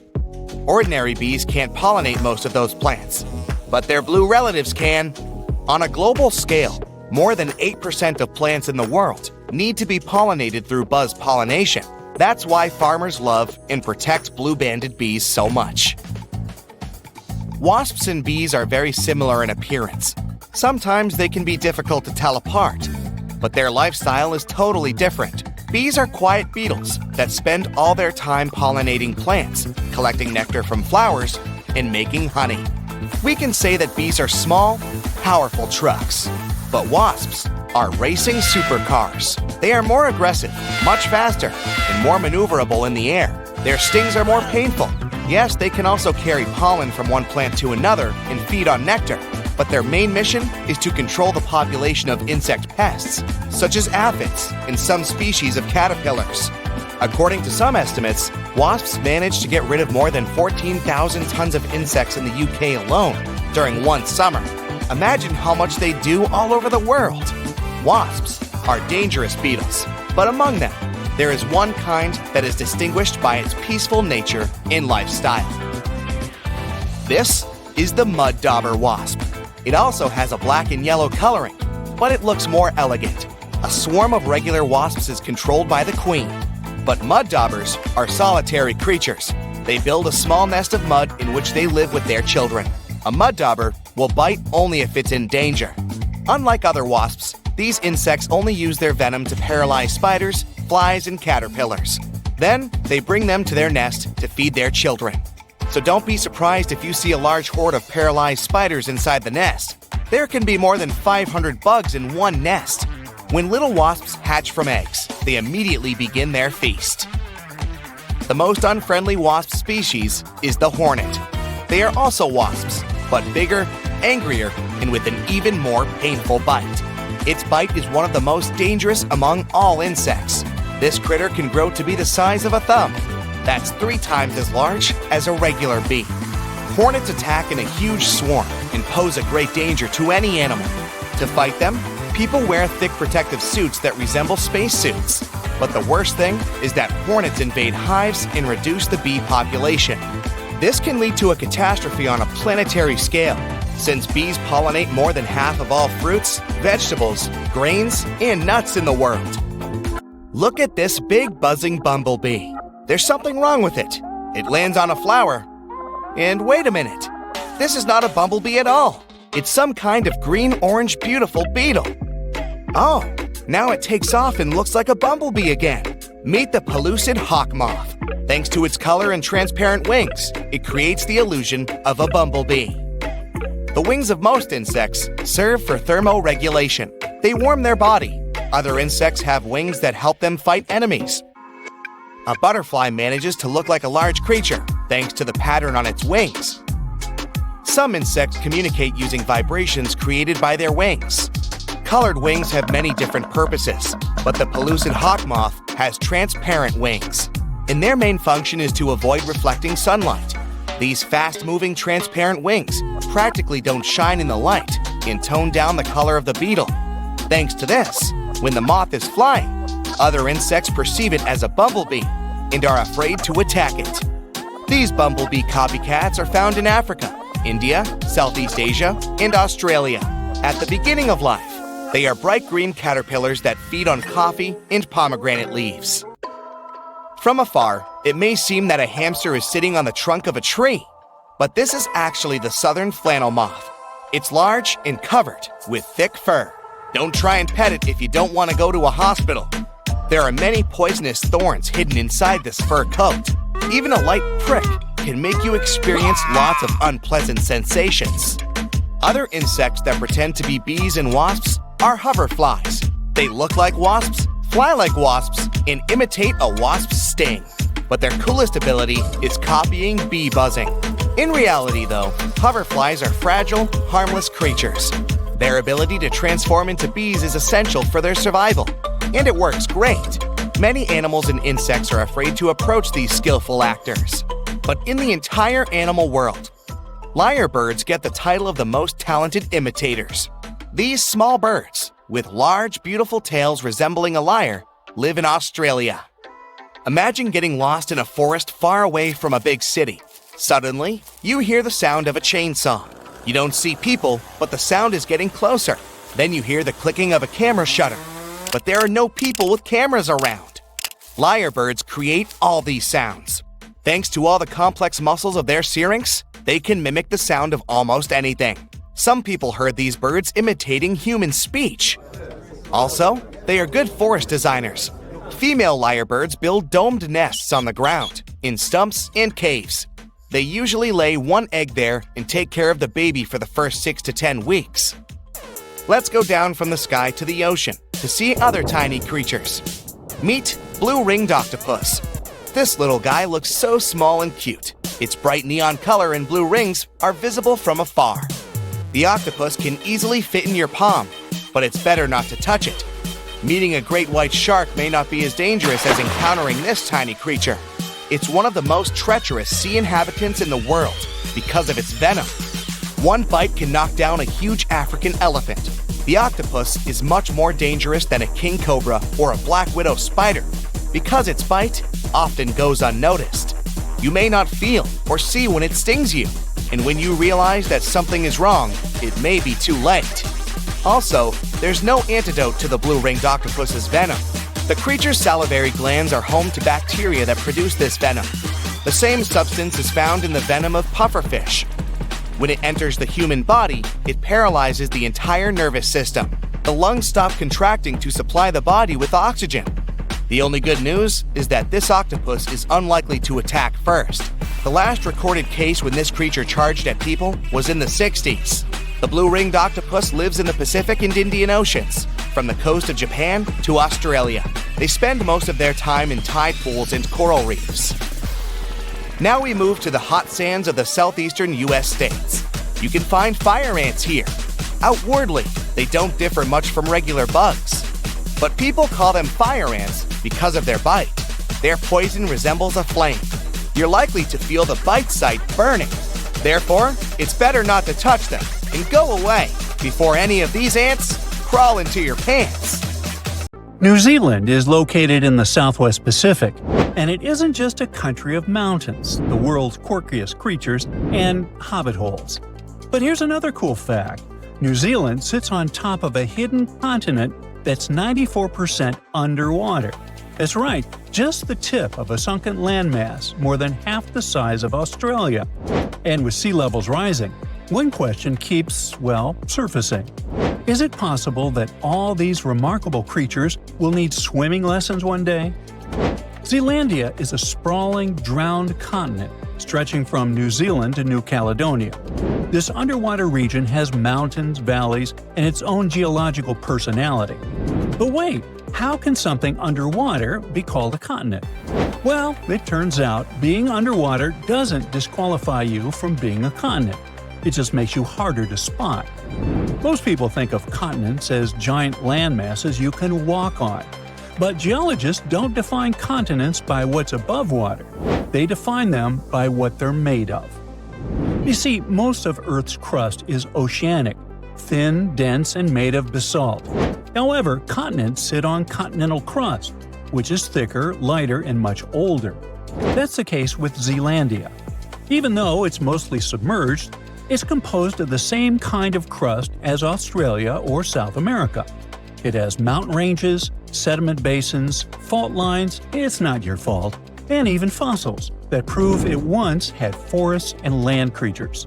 Zealandia was above sea level during the age of dinosaurs, and while we haven't found a raptor-like theropod skeleton yet, there's no reason to believe we won't. So how was this discovery made? Since most of Zealandia sits about 1/2 to 1.5 miles underwater, it wasn't easy. We can't drain the region like a bathtub just to take a look. So the answer had to be technology. Scientists used satellites to calculate tiny changes in Earth's gravity to spot what was hiding under the waves. Yep, fun fact, there are satellites that can measure gravity now. For example, NASA's mission GRACE has 2 satellites that find small changes in Earth's gravity. It does this by measuring how far apart the satellites are as they move over different things. Scientists also use sonar to map out the underwater mountains and valleys in 3D. Finally, deep ocean drilling pulled up ancient rock, soil, and even land-based fossils from beneath the seafloor. Physical proof that this wasn't just the ocean floor. Not that scientists use all this tech in that exact order, like following steps on a checklist.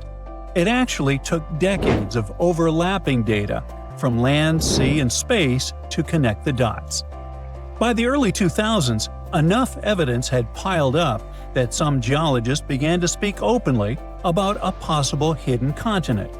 Still, it wasn't until 2017 that Zealandia was formally proposed as one, backed by clear geological criteria. And in 2023, after decades of mapping and research, Zealandia became the first continent to be fully mapped while almost entirely underwater. But why did it sink in the first place? Long ago, all of Earth's land was joined in a single supercontinent called Pangaea. Around 200 million years ago, yeah, I wasn't around then, it began to split apart. The northern half became Laurasia, which included what is now North America, Europe, and most of Asia. The southern half became Gondwana, made up of present-day South America, Africa, Antarctica, Australia, India, and Zealandia. About 85 million years ago, Zealandia broke off from Gondwana. It used to be connected to Australia and Antarctica, but when it split, its crust became too thin and stretched out. That made it less sturdy and more prone to sinking. You can think of it like a piece of ice that floats lower in the water after it breaks off a bigger chunk. Over time, tectonic forces, like plate movement and the loss of its deeper support, caused most of it to sink. It didn't just sink because it was weak, but because it was pulled down by Earth's shifting plates. It settled lower into the mantle because it didn't have the structure to stay higher up. Today, only the highest ridges, like New Zealand, remain above water. That's kind of cool to think about. If Zealandia had never sunk, Wellington would be somewhere up to 9,800 feet high. That's higher than Aspen, Colorado. Now, we know New Zealand is packed with weird and wonderful animals, birds that can't fly, bugs that glow, sheep that outnumber people. But what about its underwater world? Is it just as special? Actually, yeah. And honestly, maybe even cooler. Zealandia's sunken edges are home to marine life that's just as unique and isolated as the wildlife on land. We're talking thousands of species that evolved in near total obscurity, tucked away on a submerged continental shelf. Think of it as Earth's secret underwater lab. This is all thanks to diverse temperatures and over 50 different habitats in coastal regions alone. Take fish, for example. Some are delicious. But around 300 species found in these waters are endemic, meaning if you don't live near New Zealand, you'll never see them. This cute little fish is called southern lemon sole, and it stands out with its asymmetrical, pancake-like body and the odd habit of burying itself almost completely in sand, leaving just its eyes poking out. And the deeper you go, the stranger it gets. Zealandia's underwater slopes and canyons have creatures that feel like they were designed during a power outage at the Evolution Lab. My favorite is carnivorous sponges. Yep, sponges that eat meat. There are also sea daisies, which are small, flat, round creatures that don't seem to fit neatly into any specific family of animals. Scientists have discovered these unique little animals hanging onto sunken wood more than half a mile deep in the ocean. They're so unusual that researchers almost created a separate category just for them in the echinoderm family tree, which includes other marine life like starfish and sea urchins. And then there's the New Zealand scampi, a lobster-like crustacean that lives in muddy burrows on the ocean floor. This creature snacks on jelly-like blobs, ghost sharks, and pretty much anything that floats by. Even seaweeds are unique there, although they're not as cool as predatory sponges. Oh, by the way, an interesting fact about the regions close to New Zealand is that they hide active underwater volcanoes. The most famous one is called Brothers Seamount. It's located about 210 miles northeast of New Zealand. It's a massive underwater volcano with a crater at the top, constantly bubbling with heat and chemicals. What makes it fascinating is that these vents, called black smokers, support ecosystems that don't rely on sunlight. Instead, bacteria use chemicals like sulfur to produce energy, a process called chemosynthesis. These bacteria form the base of a food chain that includes species like tube worms and deep-sea shrimp.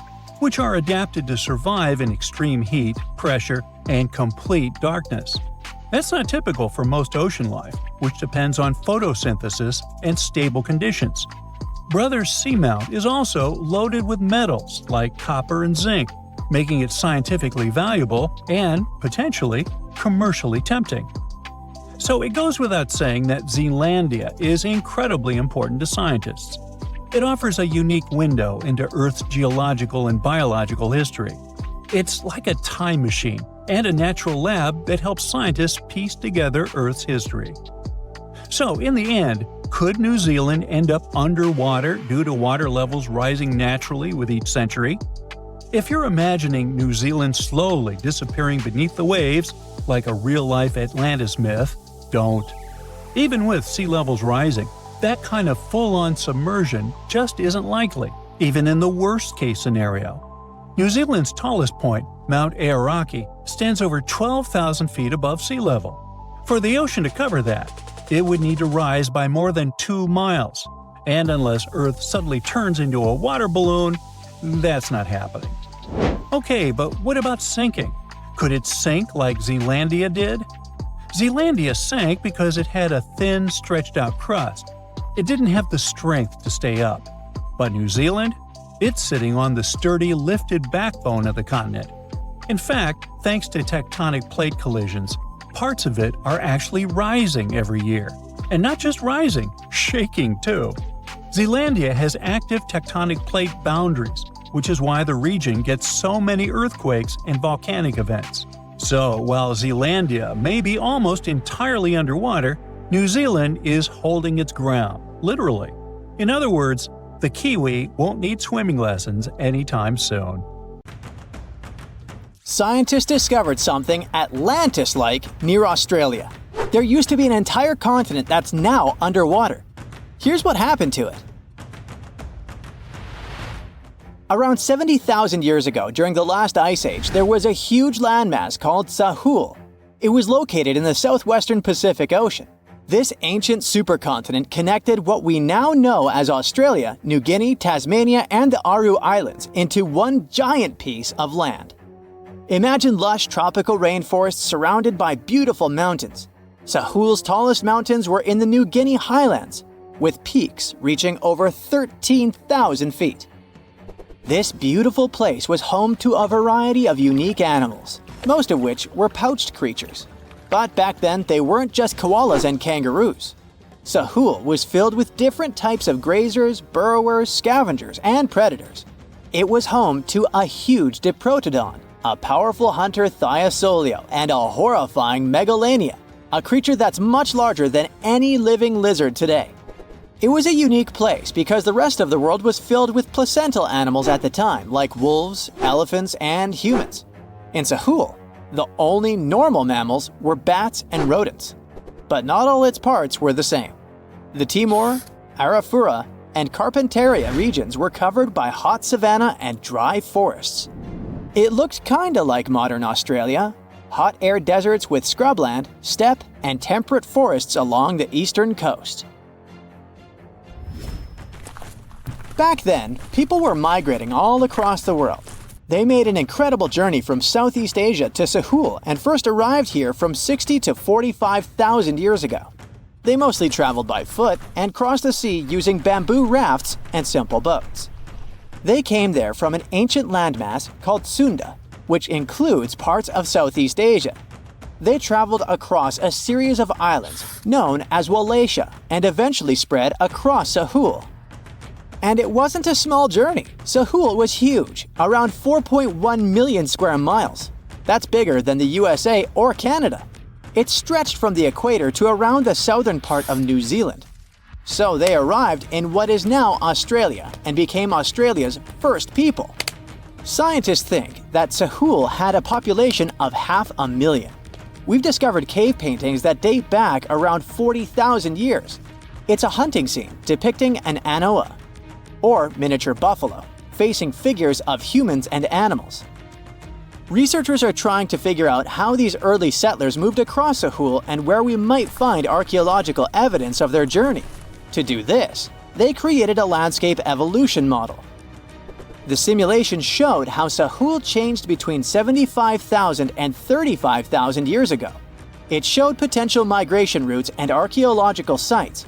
Humans likely traveled along coastlines and rivers. But how did Sahul get submerged off the coast of Australia, similar to the mythical Atlantis? During the last ice age, much of the Earth's water was locked up in large ice sheets and glaciers. The sea levels were much lower than they are today. After that, the global temperatures increased. The ice sheets melted and the sea levels rose, flooding the land bridges that once connected different parts of Sahul together. About 8,000 years ago, New Guinea separated from mainland Australia, and then, about 6,000 years ago, Tasmania did the same. We still can explore the underwater parts of Sahul thanks to new technology. Divers explore and collect samples directly from the ocean floor. Underwater drones can go to places that are too deep or dangerous for humans to explore. And with sonar mapping, scientists use sound waves to create maps of the ocean floor. It's like using an echo to see what's underwater. The sound waves bounce off the seabed and come back, helping us create a picture of what it looks like. Deep underwater, archaeologists have found stone tools and other artifacts. They also discovered fossils of animals like Diprotodon and Thylacoleo. By studying the underwater terrain of Sahul, they learned about the ancient rivers, lakes, and coastlines that existed during the Ice Age. But Sahul isn't the only underwater continent. Sahul isn't the only hidden gem of Southeast Asia. Take Sundaland, a place made up of Sumatra, Java, Borneo, and some other islands. This place was crazy huge during the Ice Age, but now almost fully underwater. Almost, but not entirely. The parts above the ocean are teeming with life. If you like birds, check this place out. It has almost a fifth of the world's bird species. You can spot colorful birds like the Java hawk eagle and the Bali starling among the lush forests. It's also a home to a fourth of Earth's fish species. Sundaland's waters are a haven for marine life, even the most exotic animals like the Asian arowanas. It's also a treasure trove of flowers. That's where you can find Rafflesia and Titan arum, the world's largest flowers. This makes it very similar to Zealandia. Zealandia is a long, narrow piece of land about half the size of Australia. It broke from Antarctica about 100 million years ago. Just like Sundaland, it isn't fully underwater. 7% of it stayed above sea level. This sticking out little piece is what we now call New Zealand, along with Stewart Island and some smaller islands. These pieces of Zealandia are lush and warm. They're packed with volcanoes, mountain ranges, beautiful natural geysers, and hot springs. Local people, Maori, use these hot springs for cooking. People place corn, eggs, and vegetables in baskets and lower them directly in the hot springs. Sometimes they cook food in a pit oven using heated rocks. Another hidden world is known as Argoland. This mysterious landmass was once part of Australia, back when dinosaurs chilled around. It drove scientists crazy for decades. They knew it existed because it left a huge stretch on the ancient seafloor, the Argo Abyssal Plain. About 155 million years ago, it broke off from Australia, saying bye-bye. The continent drifted somewhere north, and when it reached Southeast Asia, it just vanished. Scientists had no idea where it went, but recently, they finally found its remains. Turns out, poor Argoland's lower parts started drowning into the Sunda Trench, a horrifyingly deep oceanic pit. The Earth's crust sunk into the mantle. Meanwhile, the upper parts of Argoland were pushed upward, grabbing the younger rocks on land. Because of this, Argoland broke apart into a bunch of smaller pieces. These pieces formed parts of Borneo, Java, Sulawesi, and other regions. The remains are buried under Indonesia and Myanmar. Imagine a colossal landmass the size of Greenland, Greater Adria. Its journey began about 240 million years ago when it broke away from the supercontinent Gondwana. It started moving north, and after 100 million years of enjoying the warm seas, it suddenly crashed into Europe and shattered into pieces. Most of these pieces went deep into the Earth's mantle, but some were scraped off and became part of mountain ranges like the Alps. Today, the remnants of Greater Adria are scattered across more than 30 countries, from Spain to Iran. That's why they're hard to look for. Seychelles was also once part of Gondwana. Yep, these idyllic islands are sitting atop of the ancient continent. We know a lot about it because of its fascinating granite outcrops. 100 years ago, Alfred Wegener discovered continental drift, but no one believed him. These granite outcrops helped him prove that he's not crazy and that tectonic plates really are moving. The Seychelles broke off from India and Madagascar and eventually became a sad loner in the Indian Ocean. This probably happened because of some insanely active volcanoes in the Deccan Traps. But now, the islands are home to unique species both on land and in the coral reefs nearby. Mauritius broke off from India after the dinosaur wiping. Along its journey, it stretched into a long ribbon-like shape and also broke into pieces.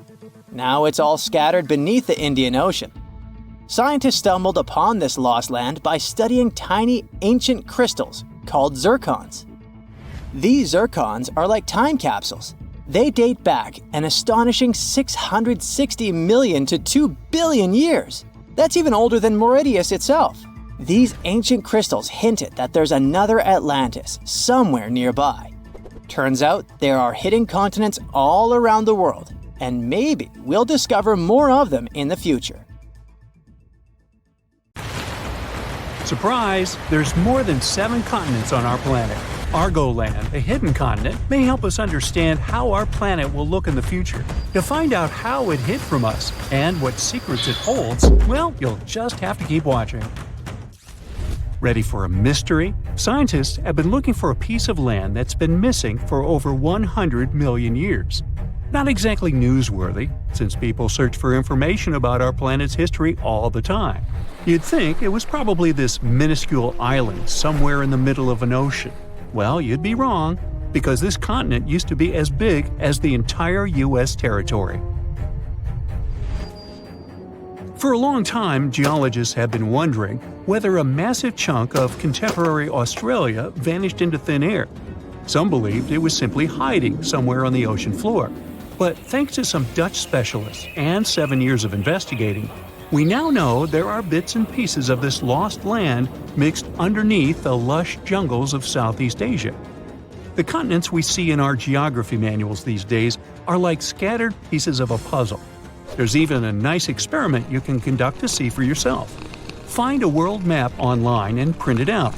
Cut out all of the continents and play around with them for a while. You'll see they all fit together. Probably the most striking thing you'll see is how South America perfectly fits near Africa.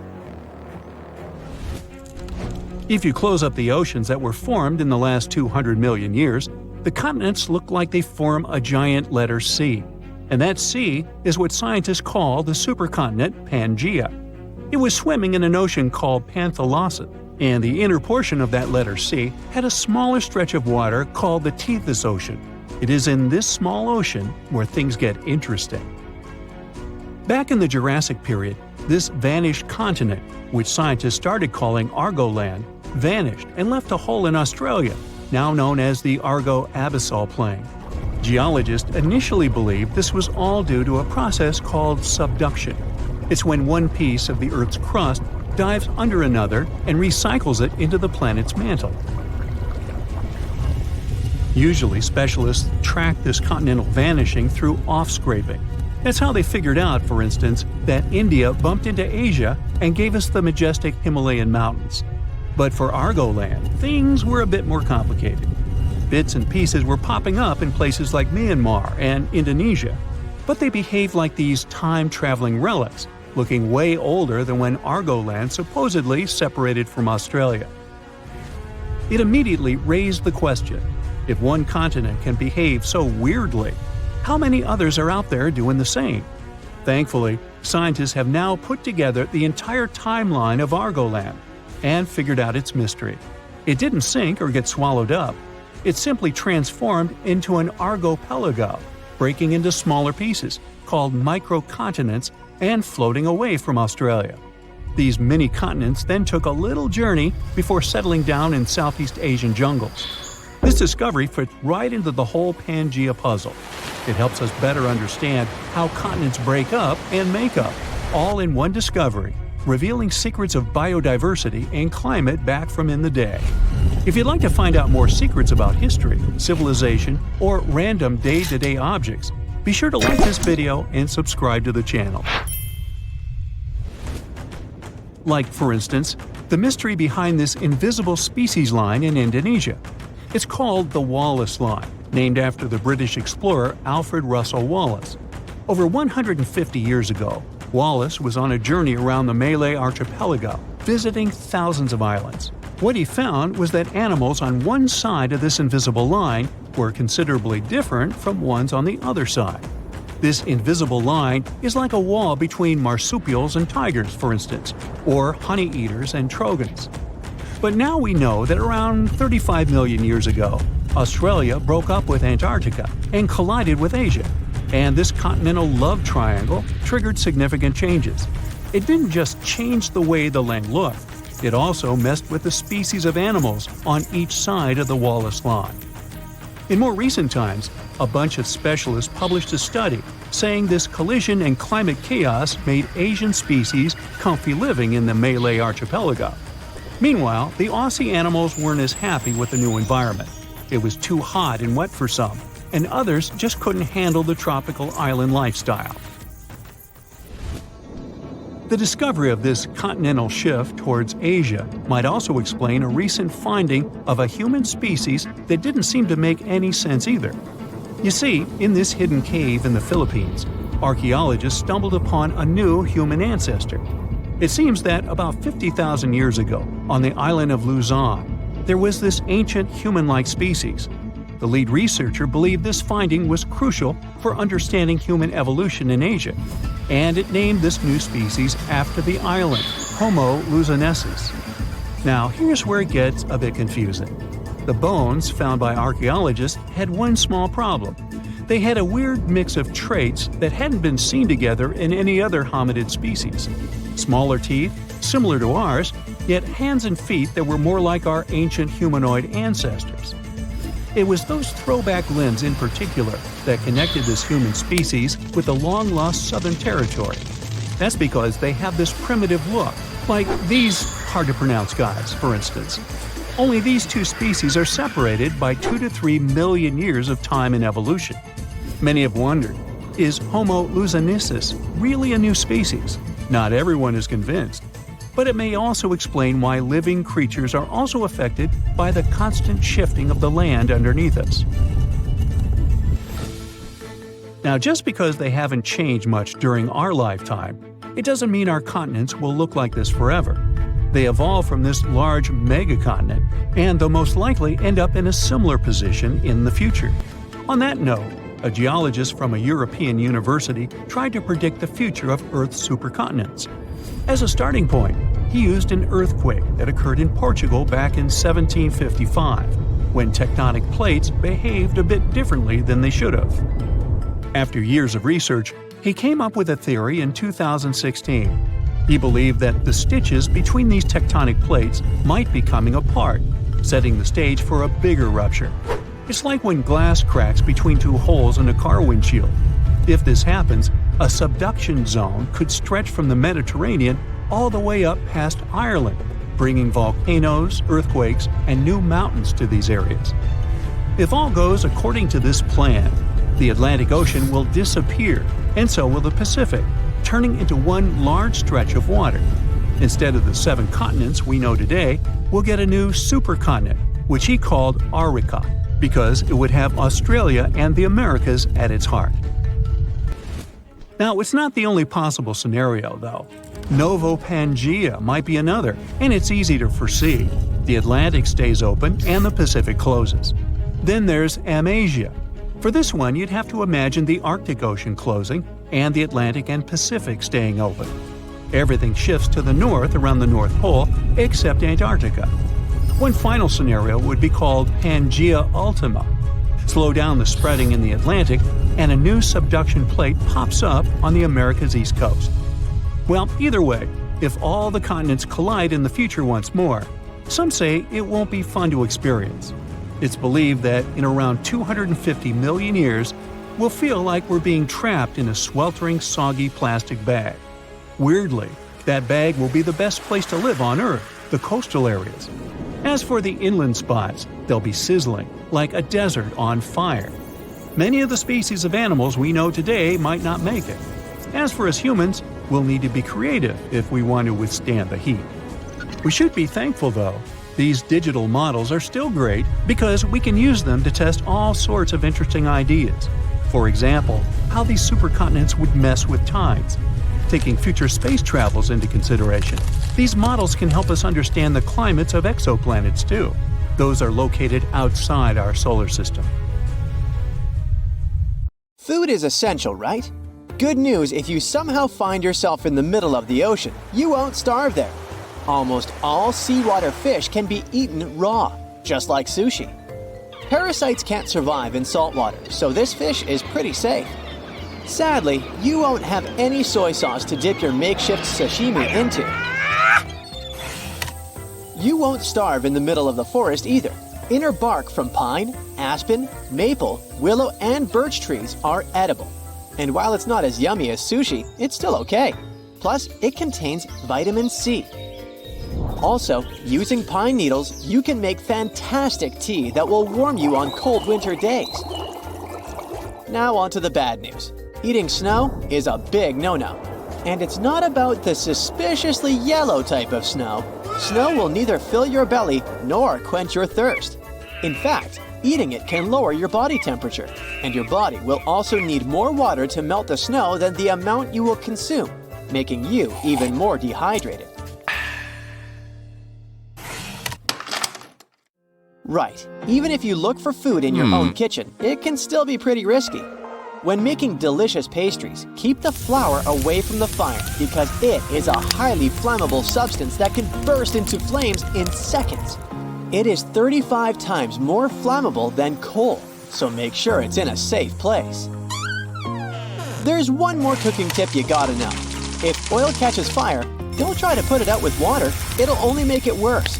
Instead, you should throw baking soda on it if the fire is small. And if it's a bigger one, use a fire extinguisher. You can also put a lid on the pan. The oxygen will soon run out and the fire can't survive without it. Imagine you're walking near a lake or a pond with your dog, and you see a kangaroo in the middle of the lake.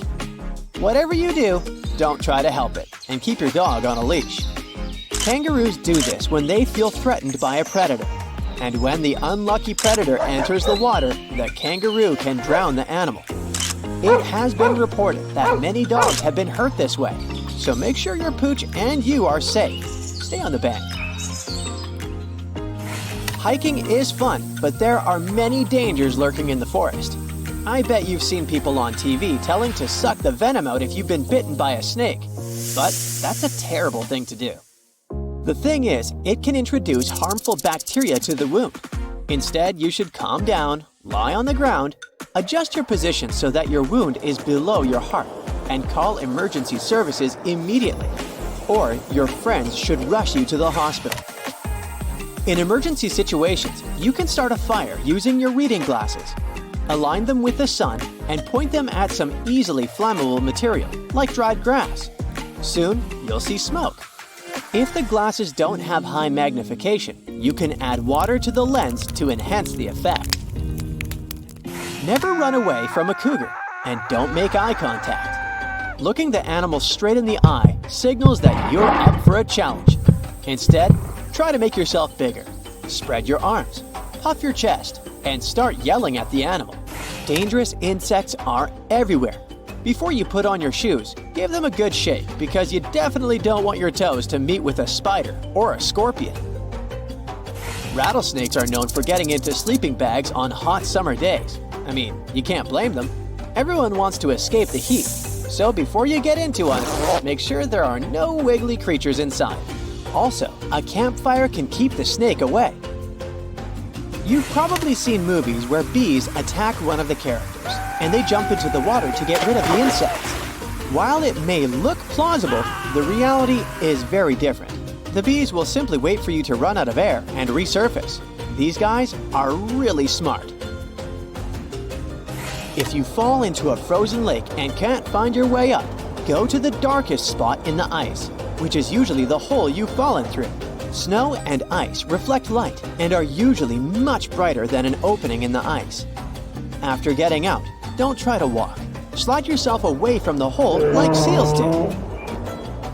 Swimming is a fun activity, unless you've fallen into a frozen lake. But rip currents can easily ruin your fun too.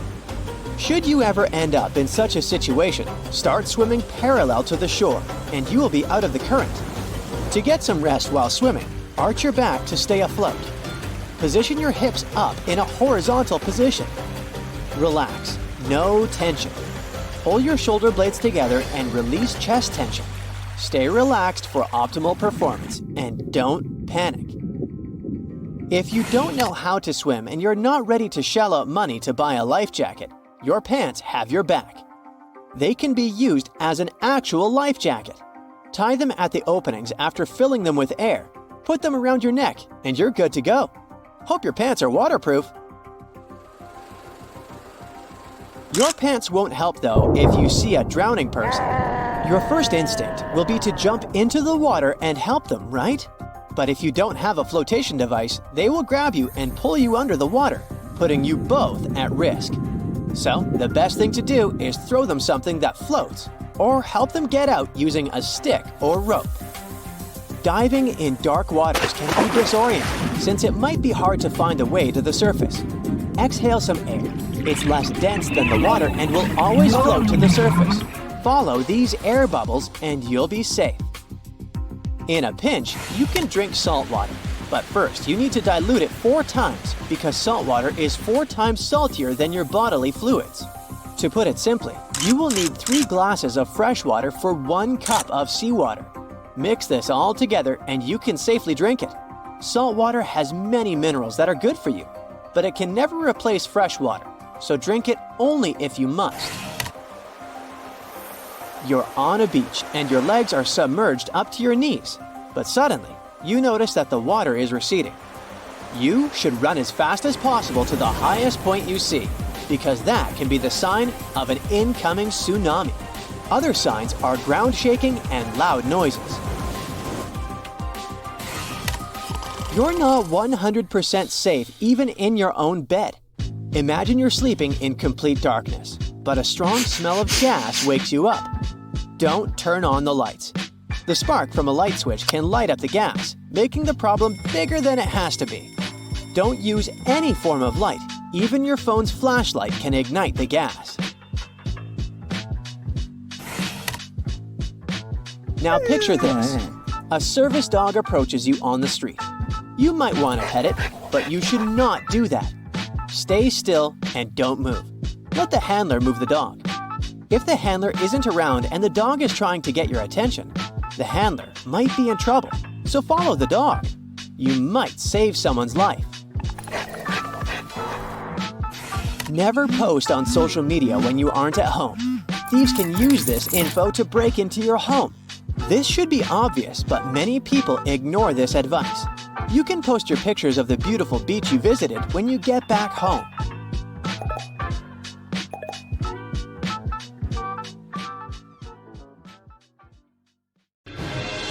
The Brightside channel is happy to announce the first video of a recently discovered secret star map of great antiquity and significance. We are presenting to you Archaeoastronomy. Cleverly hidden in the southern hemisphere stars, this map predates any of the early star maps published by the Dutch or English explorers of the 16th and 17th centuries. Just imagine, this map served as a navigational guide for the early 16th century Spanish Empire's naval expeditions below the equator. It also provided the geographic locations of natural resources in the New World. If anything was top secret back then, this star map indeed rated that designation. When above Earth's equator, Sailing vessels use the North Star as their directional guide. Located almost directly above the North Pole, the North Star, Polaris by name, remains the only motionless star in the sky as the Earth spins during the night. Time delay photographs centered on the North Star show star trails of the circumpolar stars, while the North Star remains virtually in the same spot. Above the equator, Polaris is a sure signpost to the north. The height or altitude you see Polaris above water tells you your latitude above the equator. But below the equator of Earth, the North Star is not visible. Below the equator, there is no South Pole star. As the expedition of vessels under the flag of Spain approached the equator, the North Star continued to drop lower and lower behind the stern of the ships. It became evident to the Spanish and Portuguese sailors on board that Polaris would soon descend below the waves and no longer be visible to guide them. The sailors became anxious, sailing into unknown waters without a directional guide. That's when they created the first constellation of the secret star map of the Southern Hemisphere, Crux, the Southern Cross. A bright constellation appearing in front of the bow of their ships gave the sailors confidence that they had a navigational guide for their journey south. Crux is portrayed on the flags of several sub-equatorial countries of the Southern Hemisphere: New Zealand, Australia, Samoa, and Papua New Guinea, all in the South Pacific, as well as Brazil in the South Atlantic. These vastly different geographical locations are essential for unraveling discrepancies between the modern constellations and the secret star map, as we shall soon see. The second constellation created by the sailors on their secret star map was at least as necessary as Crux, but far smaller and dimmer, tiny in fact. Made of just a few dim stars, the Musca constellation, the Fly, was a welcome discovery to the sailors, at least as welcome as seeing the Southern Cross. The Southern Celestial Hemisphere contains many more stars than the Northern Celestial Hemisphere. The southern sky is literally packed with stars. It's because our sun is somewhat above the middle of the disk of the Milky Way. When people on Earth above the equator look up, we look out of the Milky Way. People in the Southern Hemisphere are looking down into the disk of the galaxy and see many more stars, nebulae, planetary nebulae, and the Milky Way's companion galaxies, the large and small Magellanic Clouds. It's why Southern Hemisphere astronomy contains many of the newest, biggest, and most powerful telescopes and observatories. There's so much more to see from down under. Why then, among the vast multitude of stars in the southern sky, is the dim little constellation Musca so important? Why would the sailors place this on their secret star map, right below the Southern Cross? Because, on a ship, if a fly bites you, it's good news. A fly can only mean one thing: the land is near. And after sailing from Spain, the land was a very welcome sight. The next constellation placed on the secret star map is off to the ship's port side. Heading south, the port side, or left side, would be to the east, toward the archipelago of islands off the coast of Brazil. The third constellation is another dim minor constellation, the Chameleon. The Chameleon served as a secret code for expeditions to follow. It means, don't go there. Well, okay, go there if you want chameleons for dinner, but not much else. No natural resources. The constellation of the Chameleon is a no-go sign. Don't be fooled by these islands. They're mostly barren. Bare to the starboard. That's where the mainland is. Another no-go sign further east of Chameleon is Bolans, the flying fish. Not anything for the dinner table either. Maintain your heading southwest. Now, as we head down the coast, we can begin to overlay the secret star map onto the map of South America. When we do that, we immediately encounter an anomaly, the constellation Apis, the bird of paradise. Apis doesn't jive with South America. Birds of paradise are indigenous to the islands of the South Pacific, not South America. We're going to see as we continue our journey around South America, following the star map developed by the Spanish and Portuguese sailors, that many birds are depicted in various locations. Therefore, the constellation Apis is properly located on the mainland of South America as a conspicuously beautiful bird, but not a bird of paradise. Maybe the sailors saw a banded cotinga, or perhaps a Stresemanns bristlefront, or any of several kinds of brightly colored parrots, or perhaps, even more likely, the white-tipped quetzal, which lives in Venezuela and Guyana. In any case, Apis denotes a bird with a forest habitat, a valuable natural resource for the Spanish Empire to exploit. Sailing between the Chameleon and Apis, Spanish ships hugged the coast of the great landmass of South America. Passing the mouth of the then unnamed Amazon River, the sailors marked the location with the constellation Hydrus, the water snake, a clear icon of what the Amazon had to offer. Cape Branco, or Cabo Branco in Portuguese, marks the easternmost point of land on the South American continent. There's a tastier dish in the sky and sea off its shores, Dourado, the swordfish, a pricey item still on the menus of upscale Portuguese restaurants. A valuable marine resource, Dourado sure beats chameleons and flying fish for dinner, and the ship's rations of salt pork. The toucan is the next bird on our star map as the ship cruises down the coast on what is now called the Brazilian Ocean Current. The presence of tucana in this location, comparable to Argentina, indicates the natural resource of nuts and fruits. Next up is the constellation of the Phoenix. The Phoenix is an immortal bird of classic mythology. It rises from all-consuming flames and is reborn. Our sailors at this point have sailed further south than any European had ever gone. Their destination was the Spice Islands near India, and they were way off course. The landscape on shore had become frightening. Tierra del Fuego, the land of fire with active volcanoes spewing molten lava. Overhead, never-before-seen aurorae lit up the night sky with undulating curtains of red, green, and blue. The current had turned against them and become cold. The ship struggled to navigate the Strait of Magellan, the doorway to the Pacific. The constellation of the Phoenix represents their successful entry into the Pacific and long-awaited turn northward. They were liberated from the land of fire and felt reborn as they finally were able to turn north. And this is where all published star maps since 1603 place Grus, the constellation of the crane. But Grus is not a crane. Cranes don't live in South America. It's time we clear up the mystery of the mixed-up constellations. Apis isn't a bird of paradise. Grus isn't a crane. And we're going to see that Pavo isn't a peacock. All of the mixed-up constellations are a product of a star chart published by the Dutch cartographer, that's mapmaker, Petrus Plancius, 1552 to 1622. Based on celestial observations made by one Peter Kaiser on the island of Madagascar. Madagascar was discovered by a Portuguese expedition of 13 ships in 1500 and visited often by Portuguese sailing vessels in subsequent centuries. It appears that Peter Kaiser may well have known a Portuguese sailor who communicated to him the constellations of the southern hemisphere that were developed by the Spanish and Portuguese sailors aboard the Spanish expeditions around South America, our secret star map. Although there is no evidence to support that claim, it explains the mix-up in the identity of the constellations. They are really South American birds, as in our secret star chart, and not birds of the East Indies, like on all official modern star charts. Grus isn't a crane, it's a flamingo. Flamingos live in Chile. The sailors going up the west coast of South America saw flamingos. This very same constellation that is called Grus today had been called Phoenicopterus in the early 17th century. Phoenicopterus is Latin for flamingo. Grus is a flamingo.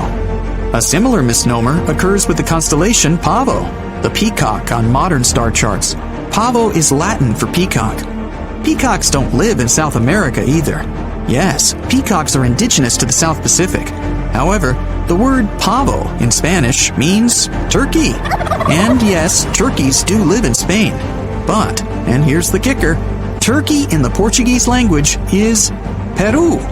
A conspicuous bird of the country of Peru is the condor, the largest flying bird in the world.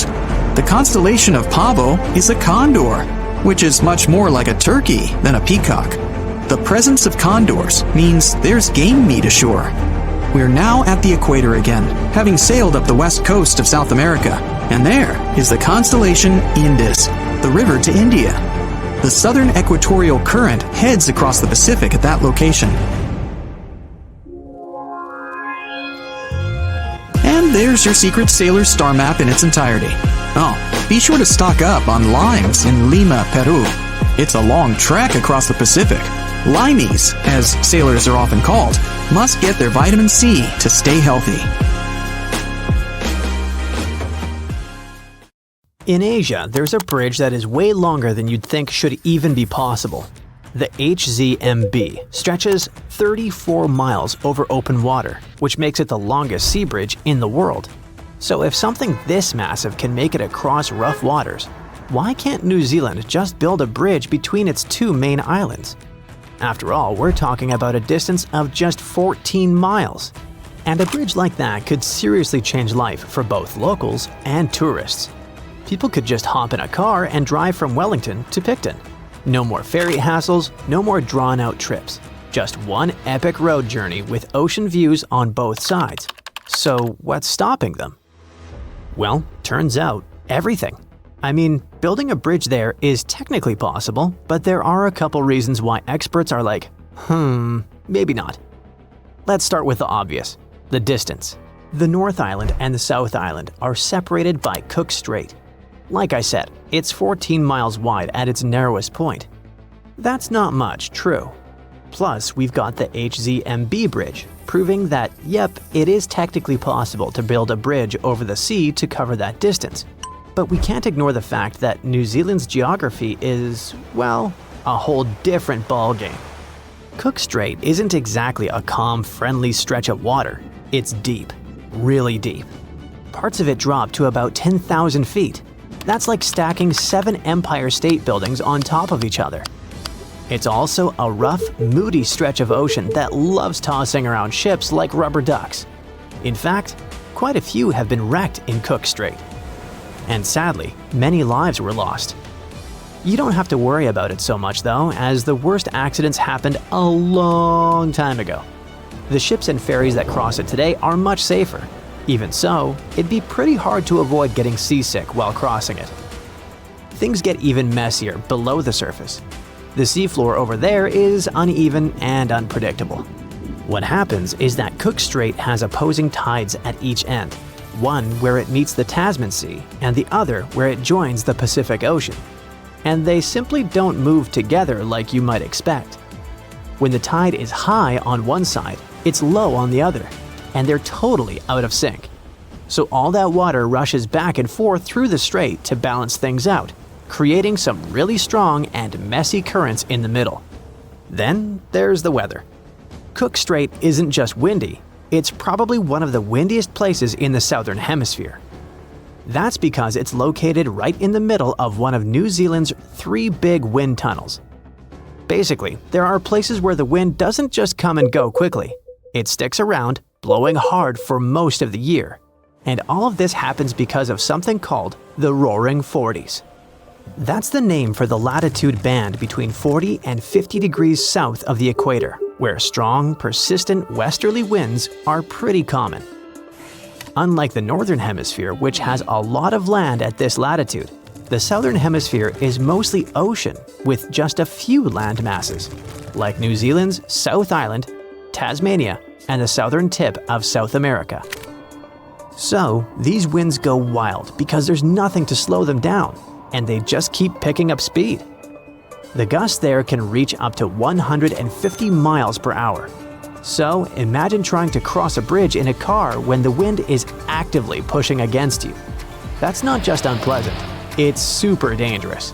Drivers can easily lose control of their cars with the wind pushing them sideways. And of course, that can lead to countless serious accidents. Now, let's talk about earthquakes.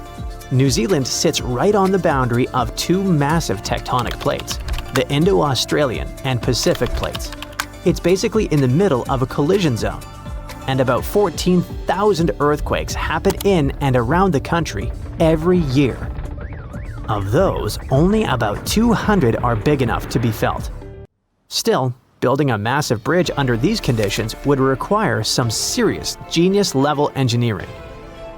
With all that in mind, we can safely say that the whole bridge idea is off the table. But how about an underwater tunnel? Yep, that could work. It could be a great solution actually.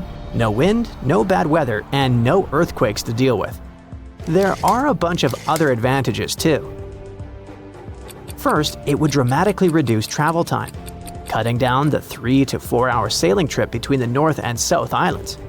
That same journey would probably only take about 40 minutes. Then people wouldn't have to stress about all the ferry cancellations and delays because of bad weather. And most importantly, it's doable. I mean, look at the Channel Tunnel. It's an undersea tunnel connecting southern England and northern France. Japan did something similar with the Seikan Tunnel, which connects the islands of Honshu and Hokkaido. They are both huge projects, serving pretty much the same purpose. So why on earth isn't New Zealand already building this tunnel? Well, for the same reason we don't all live in luxury treehouses with personal robots: money. Estimates vary, but some experts think a project like this could cost anywhere from $10 to $20 billion. To cover that kind of cost, they'd probably need to charge tolls for the next 100 years. And trust me, those tolls wouldn't be cheap. Other experts think it could actually cost more than that. Because you see, we have to consider all the extra infrastructure. The narrowest point of Cook Strait is between the North Island and Arapawa Island. That's one of the long, mountainous regions in the Marlborough Sounds, which is pretty remote. So it's not just about the cost of the bridge or tunnel itself, it's also the access roads, safety systems, maintenance, and evacuation plans. You can't just build a huge underwater tunnel and not plan for the occasional emergencies. And what would it actually be used for? Sure, there are people who travel between the islands. About 1 million passengers take the ferry every year. But that's not exactly the kind of traffic that justifies the most expensive infrastructure project in the country's history. Earlier, we talked about how England and Japan have similar underwater tunnels. But there's something to consider. The United Kingdom has a population of 69 million. Japan has even more, with around 123 million people. And in New Zealand, they've only got 5 million residents to pay for this project. So could they have a tunnel under Cook Strait? Sure they could. Should they? Probably not. If you don't want to fly, the only other way to travel between the islands is by ferry. It's not ideal, but hey, it works. New Zealand has a total of 5 ships that transport people and vehicles across the islands. For tourists who aren't in a rush, it's perfect. You can cross the islands while taking in some of the most stunning views and spotting amazing wildlife. You'll start your trip in Wellington, and right from there, you'll see the rugged North Island coastline as you head out into open water. You might see different seabirds like gulls and terns, and as you get closer to the South Island, you might spot some gannets.